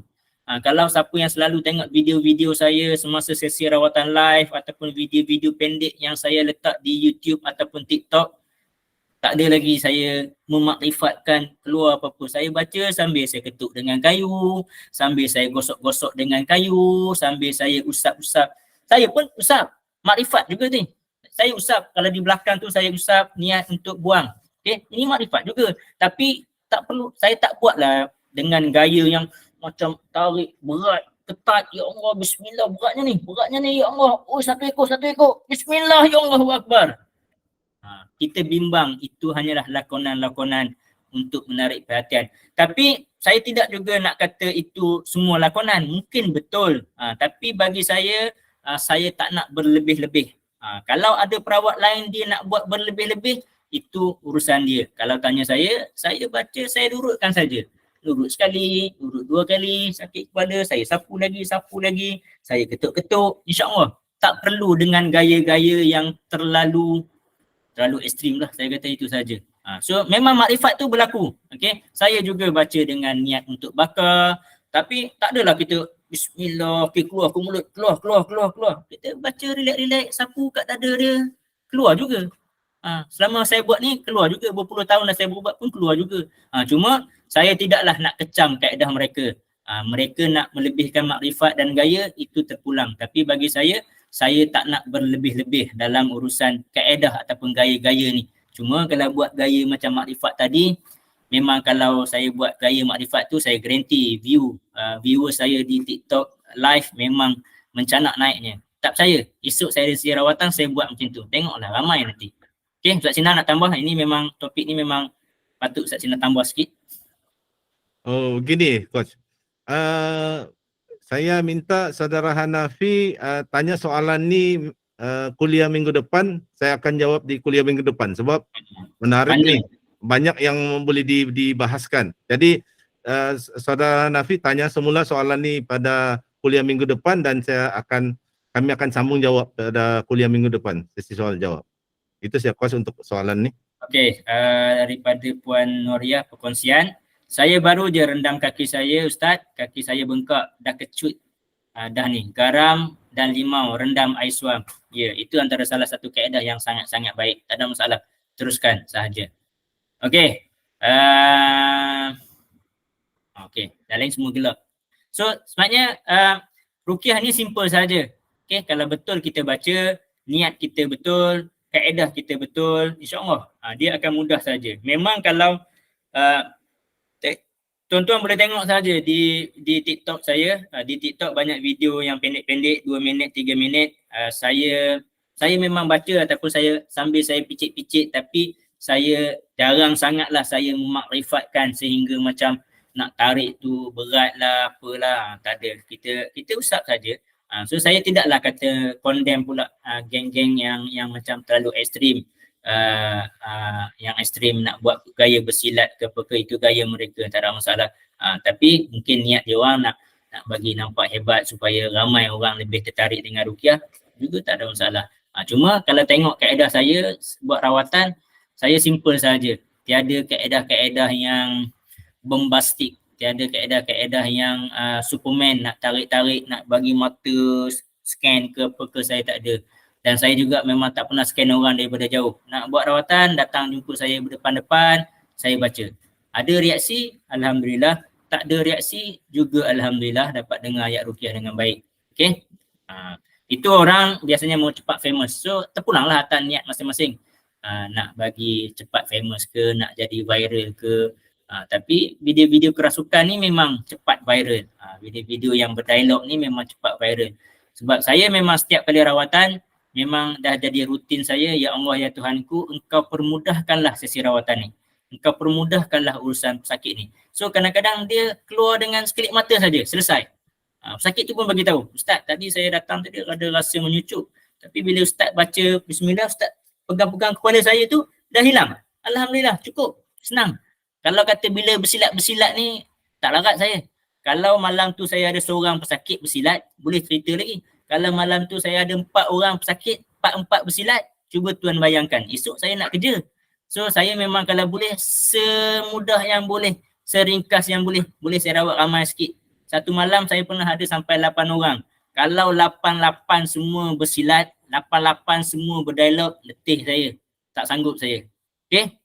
So kita buat simple saja, insyaAllah kesan dia sangat-sangat hebat dan luar biasa. Okay, saya serahkan kepada Ustaz Sinar sebagai kata-kata penutup. Masa pun dah pukul 11.10 dah ni. Terima kasih Coach. Alhamdulillah, terima kasih kepada semua peserta yang hadir. Kami menghargai kehadiran anda sekalian. Semoga ilmu yang kita kongsi bersama ni kita dapat manfaat dunia akhirat. Kami yang mengajar, semoga kami dapat mengulang kaji ilmu kami dan semoga kami mendapat pahala amal jariah yang boleh kami bawa kepada mahsyar nanti. Dan kepada peserta pula, semoga dengan ilmu yang kami sampaikan, kami kongsikan ini boleh bermanfaat di dunia ini, menjadi satu panduan tentang bagaimana meruqyah, dan juga ilmu ini adalah ilmu daripada ajaran Islam. Kita akan mendapat pahala belajar ilmu ini dan pahala itu kita bawa ke akhirat kelak. Jadi semoga dengan pelajaran ini kita dapat kebaikan dunia dan akhirat.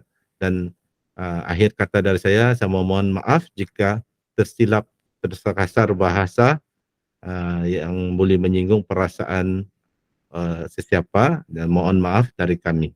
Jadi itu saja daripada saya serahkan kembali kepada Coach Kamarul.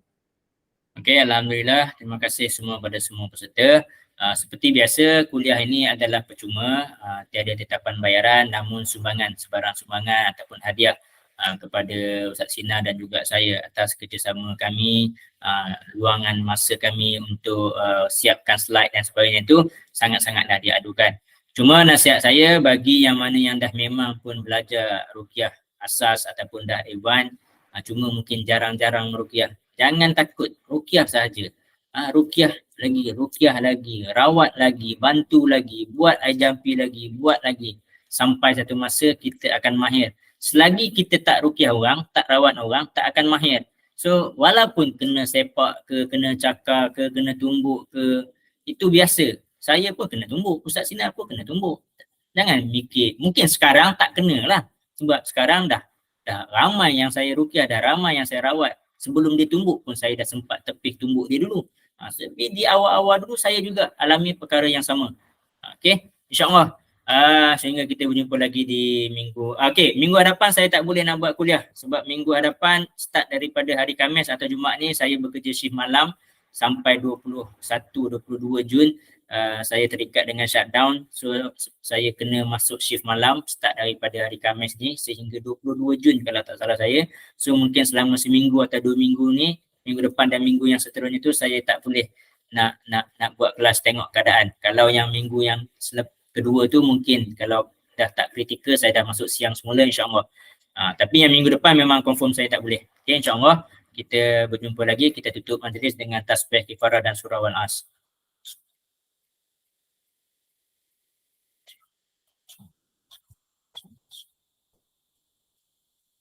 Okay, terima kasih semua. Kita boleh untuk land proof lah. If not pun nanti saya